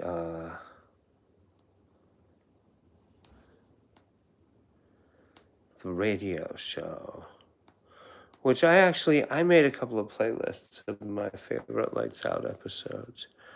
Uh, that are on the channel. Like if you go to the channel and playlists, you'll find them. It says like old time horror classics or something. But Lights Out was a horror show in the live radio era, the 1920s and 1930s. The original showrunner, I'm trying to remember his name. I don't remember his name, but later it was taken over by Arch Obler, who had a reputation for being like the radio show Dimension X was great. Yeah. Well, that's one thing is Dimension X, and I can't remember what the other one was called. There's Dimension X and it's called something minus something. The other radio show, the weekly anthology show based on the magazines in the era of the golden age of science fiction. There's this weird, like, cultural sort of myth that, like, the super nerdy, classic golden age science fiction stuff, Arthur C. Clarke, Isaac Asimov, Robert Heinlein, that stuff.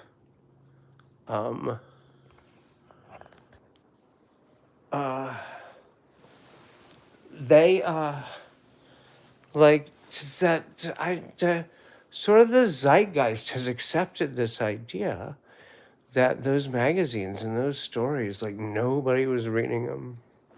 Oh, just a couple of nerds curled up in a corner at the back of the playground, picking lice off each other's bowl cut, festooned heads, swatting flies with rolled up copies of Galaxy and Astounding. But when there were three networks, like they, at least two of them, but I think maybe all three of them had a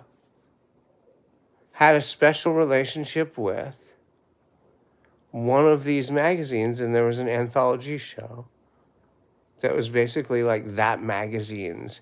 It's like a Galaxy Presents. And one of them was Dimension X. Like Dimension X was especially particularly associated with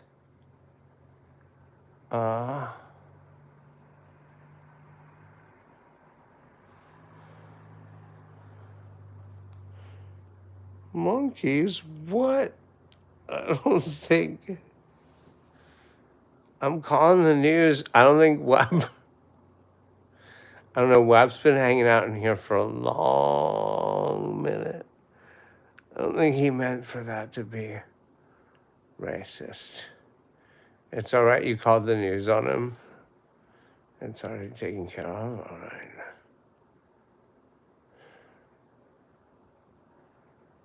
They're going to protest outside the White House. Okay.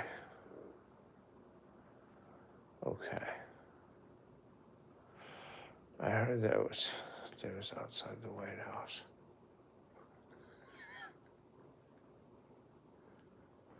McGregor getting his ass whipped.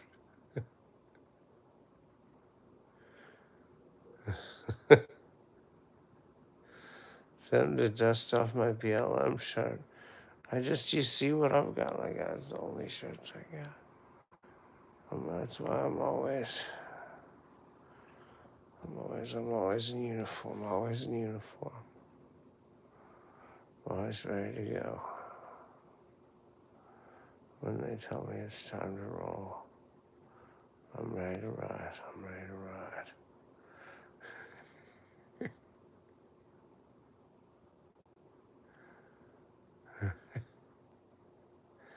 Invisible letters, that's right. Oh, I'm wearing colors. It's one. It's the one color.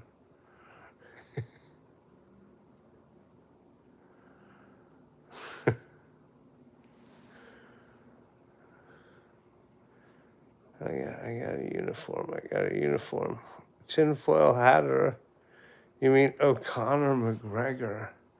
So somebody was. I don't know anything about those kinds of fights. All I know about that guy is he's in that remake of. Fuck, what's that movie called? Roadhouse? Is that what it's called? The remake had.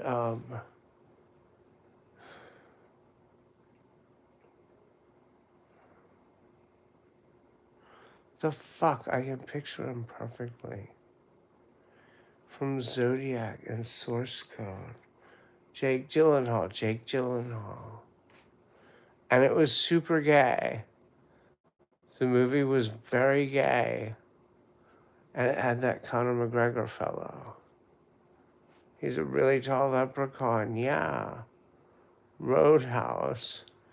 Yeah. Like, I kept thinking this movie would make a lot more sense if all these characters were really gay, really queeny, like just very queeny. It would make perfect sense. It looked gay from the scenes I saw. No, it really, like, it sounds like I'm joking, but I'm not. It seemed like it was like uh,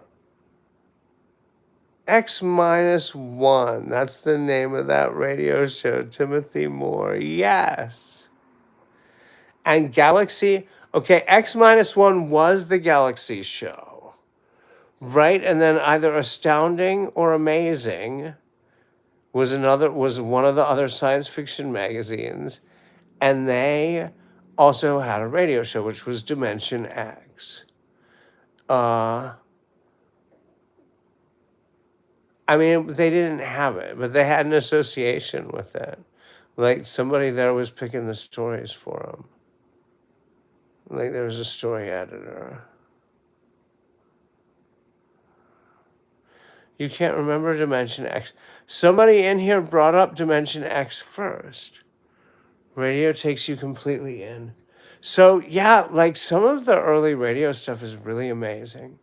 And Arch Obler's Lights Out was the bomb. And he's the direct model for Rod Serling's Twilight Zone. He's the direct model for Harlan Ellison, Theodore Sturgeon, Lights Out.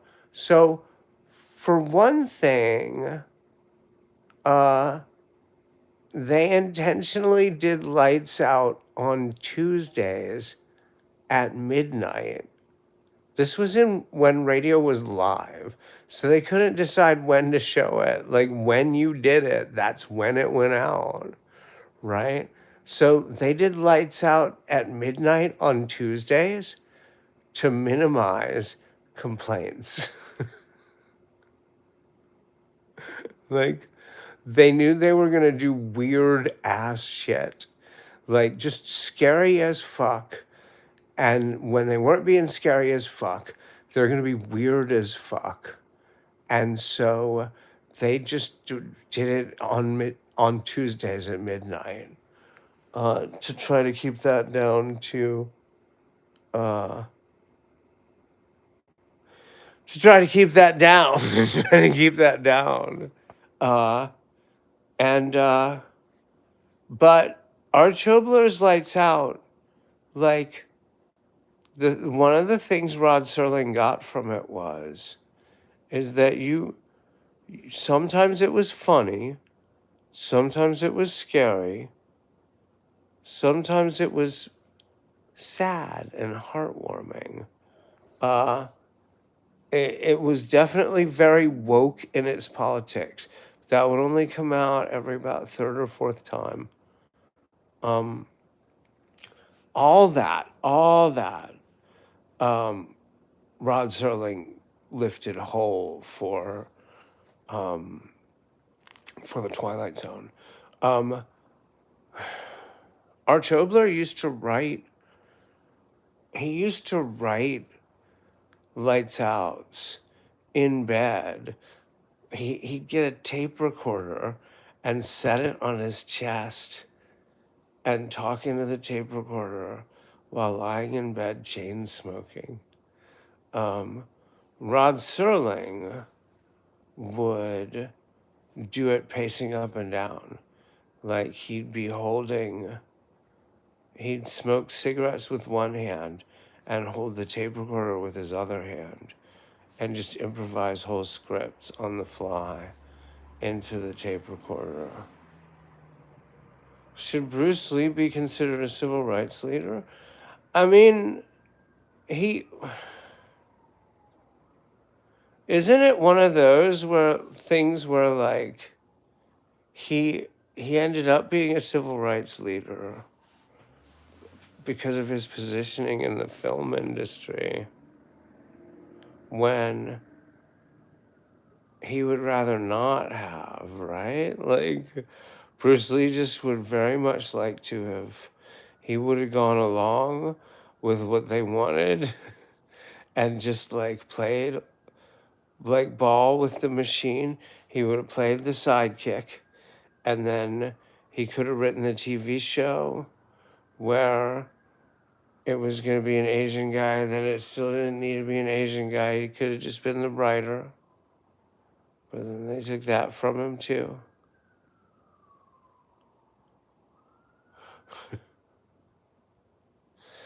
He's the first non-white leading man in a major Hollywood movie.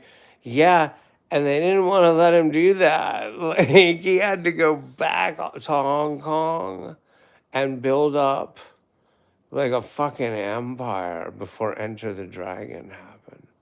And even then, uh, uh, have I read Tom Bleeker's biography on him? No, I don't know. There would have been a whole nother generation of scholarship on him since the last time I paid attention. Last time I paid attention was when Dragon came out. And people were like, yeah, it's pretty good, but as far as it goes, it's pretty good.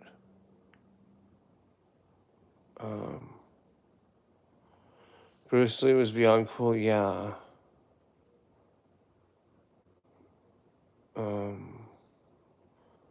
Yeah. Yeah,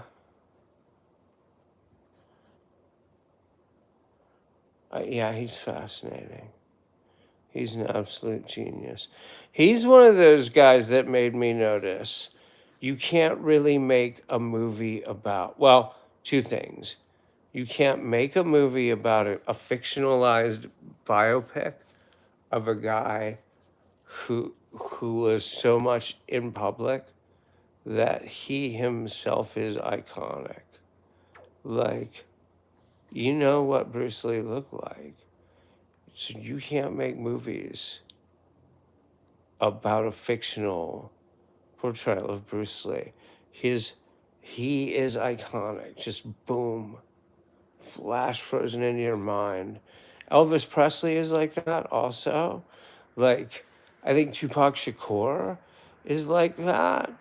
Like, I wouldn't have thought so until I saw, just seeing the trailers for the fictional movie about Tupac Shakur.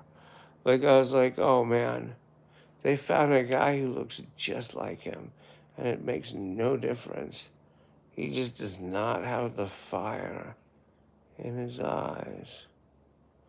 The Netflix show Warrior. I think that is what I mean, actually, yeah. Joey, how are you? I haven't seen you in a minute. You just saw The Warriors. Yeah, I love that movie.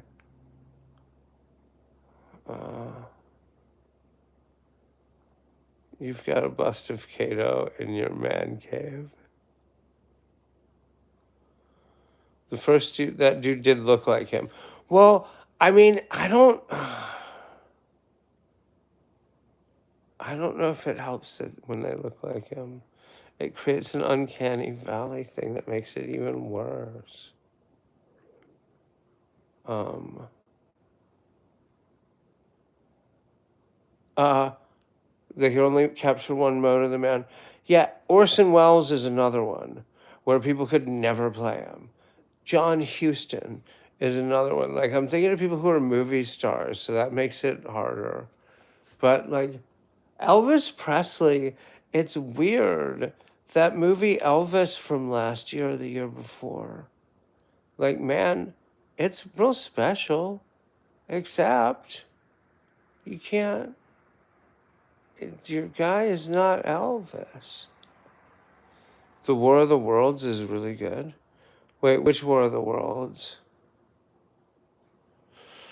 Because I was going to read some H.G. Wells tonight, actually. Anyone who watched those interviews will watch either of those men caught an idea of the versatility in their personality.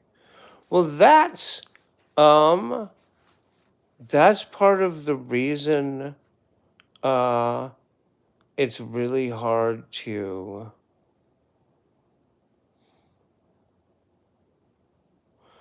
have somebody play them. But I mean I don't I just hesitated for a long moment because I was spending that moment thinking about Will Smith playing Muhammad Ali. Like Muhammad Ali, the rich depth of Ali's character. He wasn't Elvis, but his naive facial expressions made the situation believable. Yeah, I don't. Yeah, I don't. The fact that it wasn't him still really bugged me. It's like that with Will Smith playing Muhammad Ali too. Like he worked so hard at it. There's this amphetamine edged commitment in Will Smith's Muhammad Ali. And the whole time I'm thinking, you ain't him, you ain't him. You are not him. Sit down. Sit down, son. That new Elvis movie sucked, and that Elvis character made him look so gay. It did make him seem gay. Joey, all his movies are super gay, though. What's his name? Who directed that? Oh, fuck. Moulin Rouge, that guy. Gay as hell. He's actually married. And I've seen interviews with him. He doesn't seem gay. But his movies are gay as hell. The gayest movies. Super queer. What Moulin Rouge, oh my God. There's at least 3 others. And they are all very gay. The Great Gatsby is one of his. Tom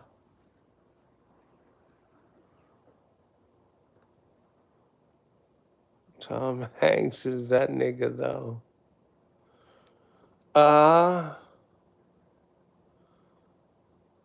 In the Elvis movie. Yeah, I mean that's pretty cool.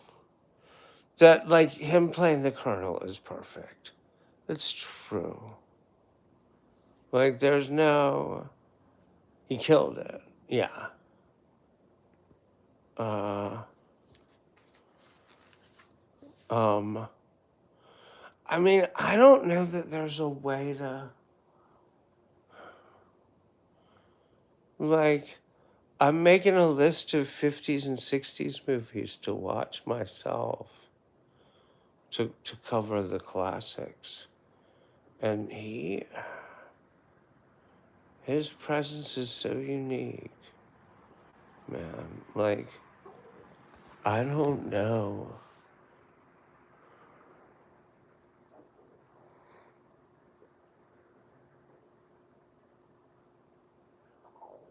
Elvis loved his fried peanut butter and banana sandwiches. Elvis did the same with pancakes, really? I mean, that's not a bad idea. Nom, nom, nom, nom.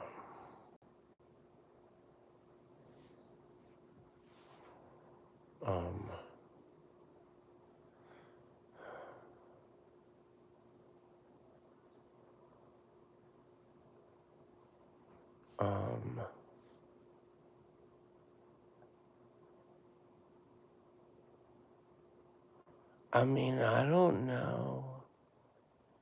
I don't know how I'd do an Elvis movie.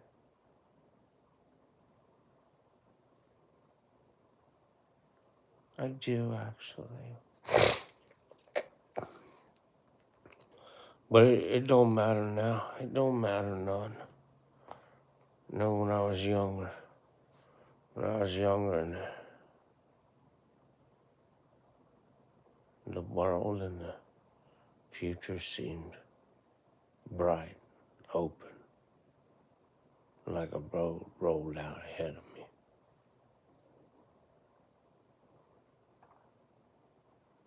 Then I had ideas about how to do things, how to make movies. You could have asked me how to make a movie about Elvis, and I would have told you how I'd have made that movie about the king. But these days, I reckon I'll keep that to myself. Doctor Strangelove.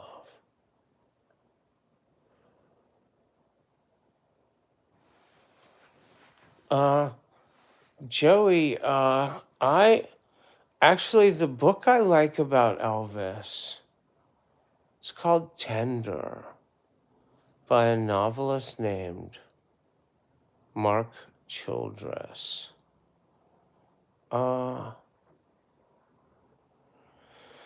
And he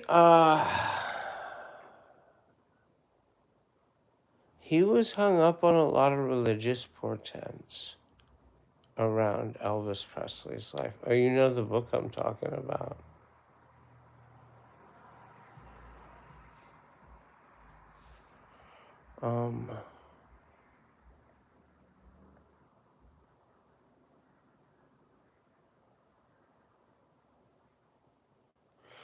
I don't know that Elvis came to a bad end.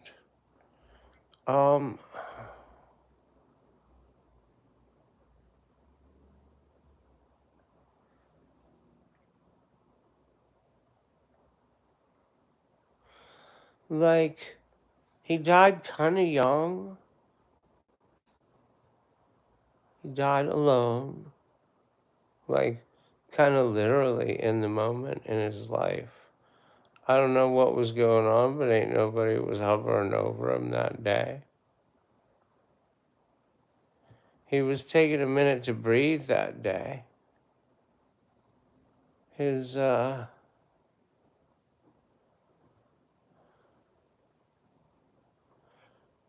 drug habits and his eating habits had slowly but surely crept to a place together where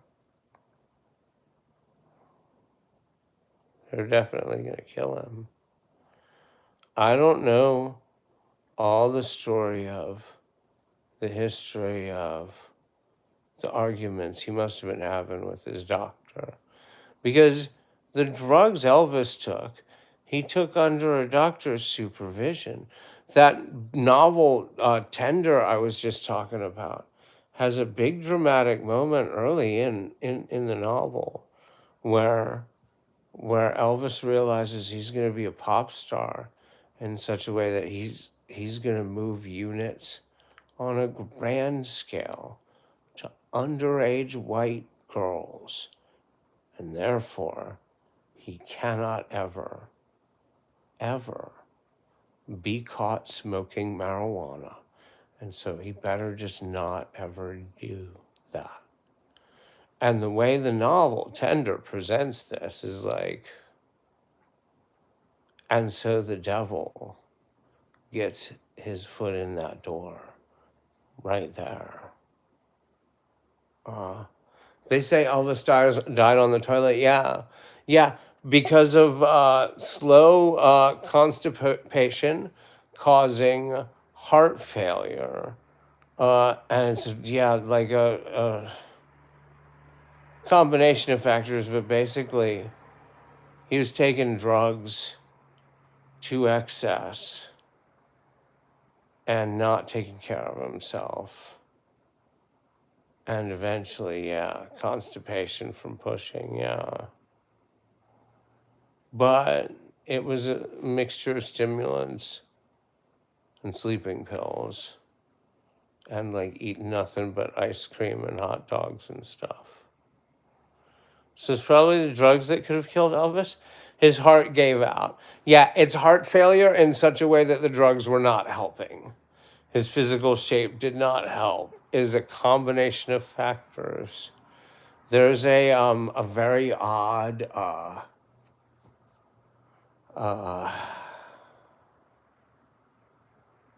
Lester Bangs essay where he took the exact drugs that the autopsy report found in Elvis's stomach, and he wrote this like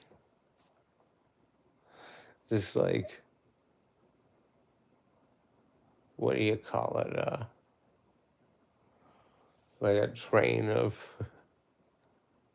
like association, like a free association, like a free train essay about what was going through Elvis's head. Elvis had a twin brother, Joey. Well, that's what I was thinking of with Tender, where I started saying that it has. He was Childress was clearly fascinated with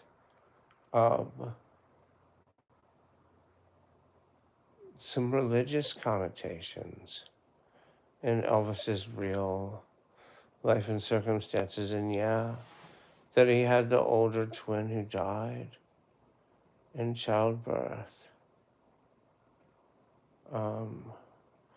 Cardiac arrhythmia, is that what it was? A lot of weird shit in Elvis's life, yeah.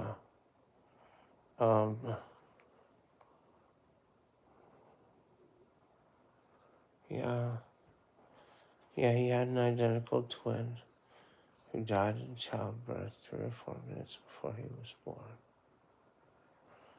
He had a caul over his face.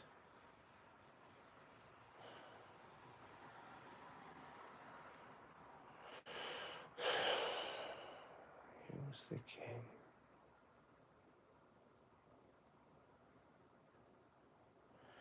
He was the king.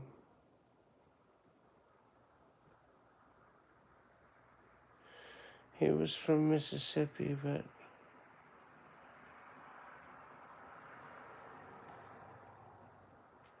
he didn't get to.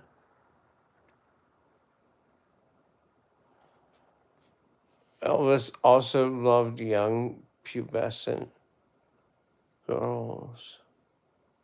Some say he was a pedophile. I don't really know much about his personal life at all. Could have been in an overdose on drugs that killed Elvis. Too many pills sounds like it made his heart stop. I mean, I don't know much about his personal life at all.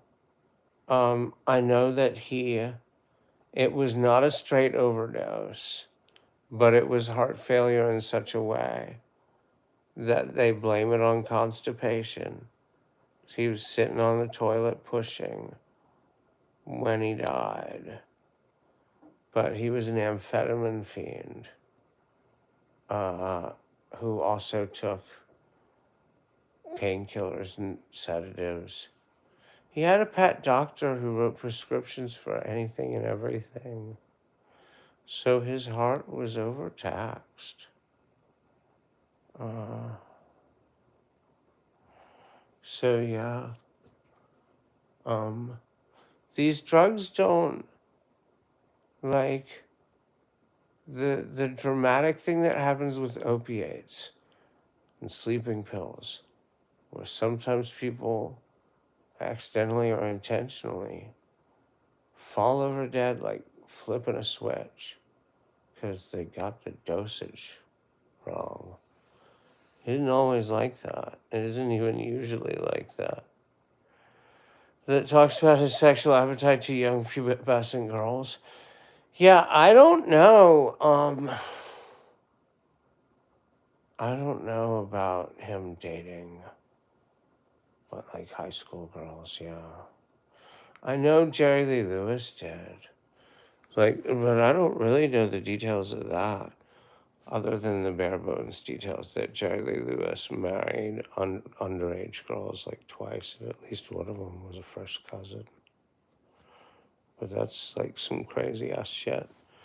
And I think like, and I always think like, yeah, it ain't none of my business. I wasn't there. I'm just listening to the music. I do find the personal life stuff creepy in a deal breaking way when it comes to Michael Jackson. So, but it's because I saw the documentary. Lisa Presley was very young when they got married. Yeah, I thought she was like 17 or something, but I don't know. Like, I just don't know. Naira, how's it good running the dance school? Is it a dance school? Is that what I'm doing?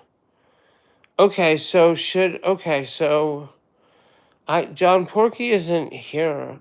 He's been so annoyed all of the nights where I didn't do a reading stream. I'm gonna take a minute to clean up that pasta in the kitchen that my landlady said I would be evicted if I didn't clean up. Lisa was an old fling that Elvis had before he married Priscilla, and she was 13. Wait, Lisa was 13 when he hooked up with her? I mean, I don't really... That kind of... Like, I don't... Am I supposed to worry about that? Should I worry about that? 13 was the age on the cousin that Jerry Lee Lewis married at the peak of his fame, too.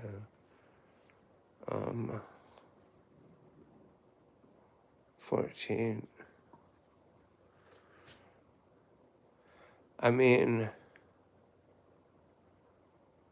I don't know. I don't know what it would be.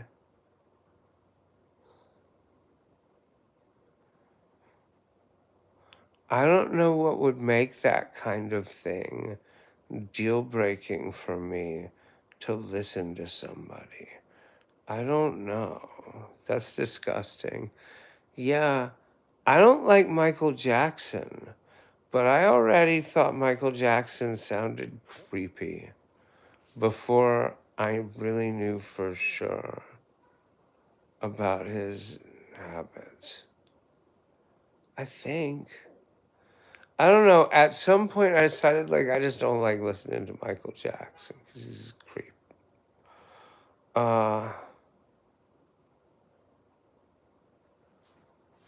Was in his late 20s when he was with 14-year-old Priscilla. Yeah. I have to let that sit and see how I feel like that makes me feel about listening to him.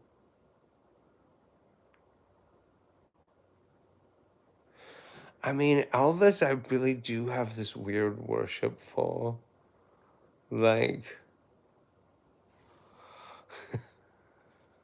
like the way some people are with Trump.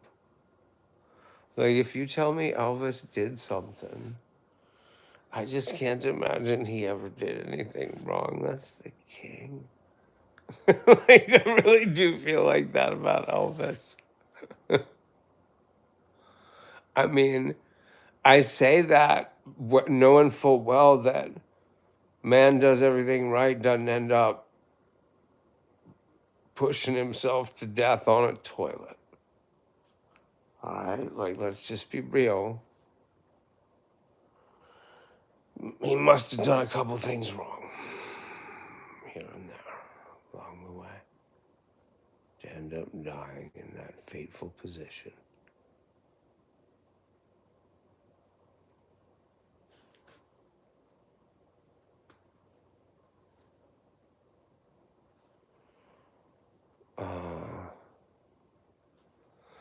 The whole culture thing about like little girls and like being creepy about like girls in their teens or their early and mid teens is the whole culture had that going on in Elvis's heyday in the early 50s when he was a movie star in a string of like teeny bopper hit movies like Clam Bake and Roustabout.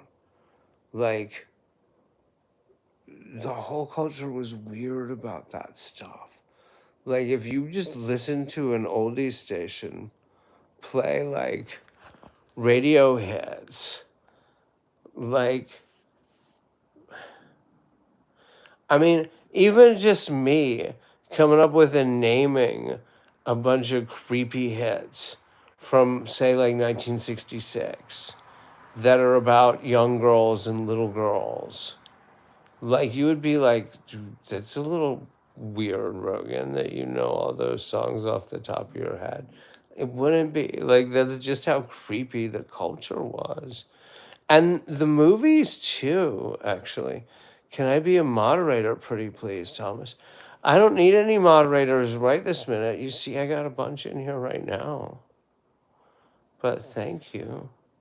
If you're here sometime when I ain't got no moderators and the trolls be coming in thick, then you will get Battlefield promoted for sure.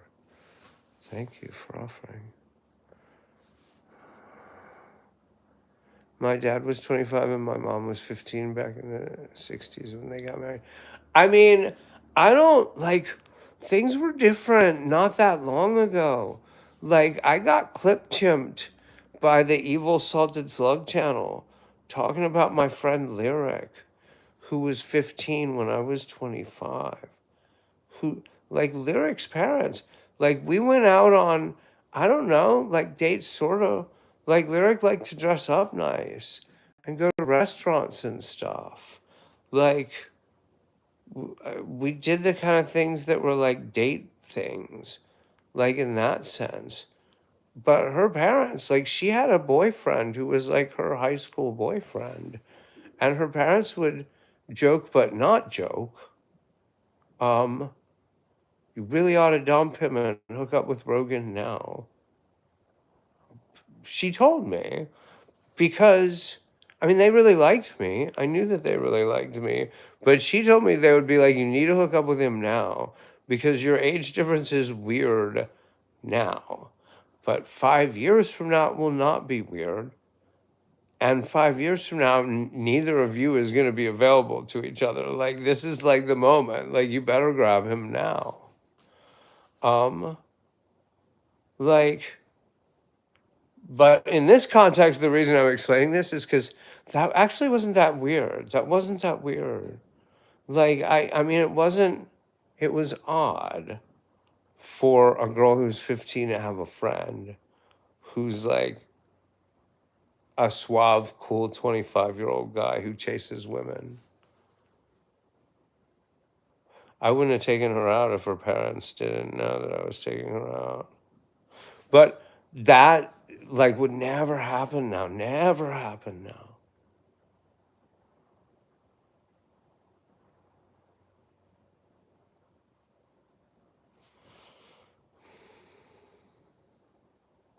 And people need to interact more. People need to have more kinds of interactions. They married that young because young women back in those days had 3 to 4 children by 24. Yeah. Yeah, I mean, that was one of the reasons it was not abnormal for them to marry that young. Uh, in the Deep South, among like the set that people like Jerry Lee Lewis and Elvis Presley were from, I don't know, man. Your grandma had 12 children by 36. Was she from back east or down south, Joey? I mean, some kinds of church culture, that's probably still really normal. Um,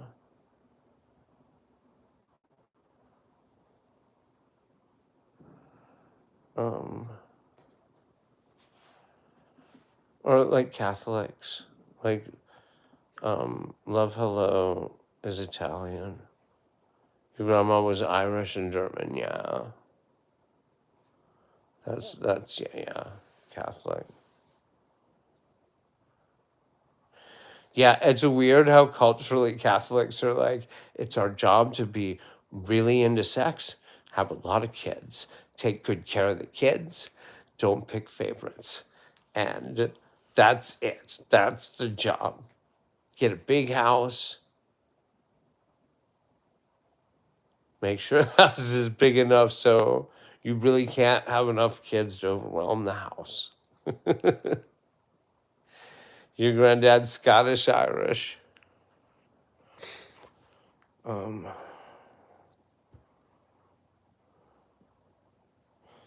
The 20th century was good. Since then, not so much other than YouTube and whatnot. Okay, all right. So I am gonna go do a reading stream. Um, I Porky not being here is a little unnerving with that. What do you guys think, H.G. Wells? So I guess I'll do it from the beginning, since there isn't like there's five. I think it's a collection of six H.G. Wells novels, and I've already read The War of the Worlds. So it's The Time Machine, then The Island of Dr. Moreau, and then I think The Invisible Man, and then The First Men in the Moon.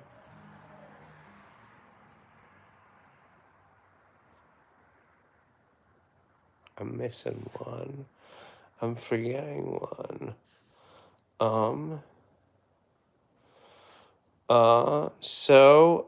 Yeah, I'm gonna go do that, guys. I'm gonna go read some of The Time Machine by H.G. Wells. Nobody's stopping me. Man, I'm tempted to read A Princess of Mars by Edgar Rice Burroughs. That's the other one I'm tempted to read. I have The Star Rover by Jack London here also.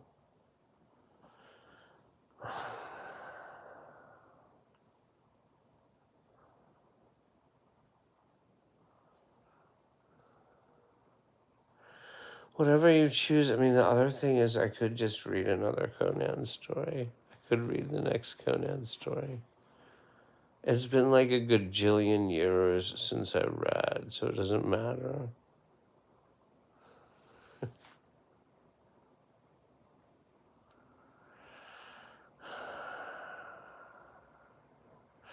I kind of wanted to take some time off from Conan.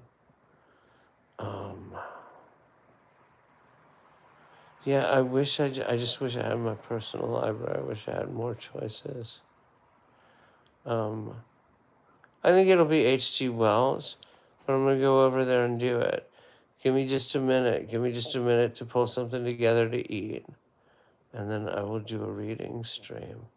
And I'll see you over there. Thanks a lot, guys. Thanks a lot.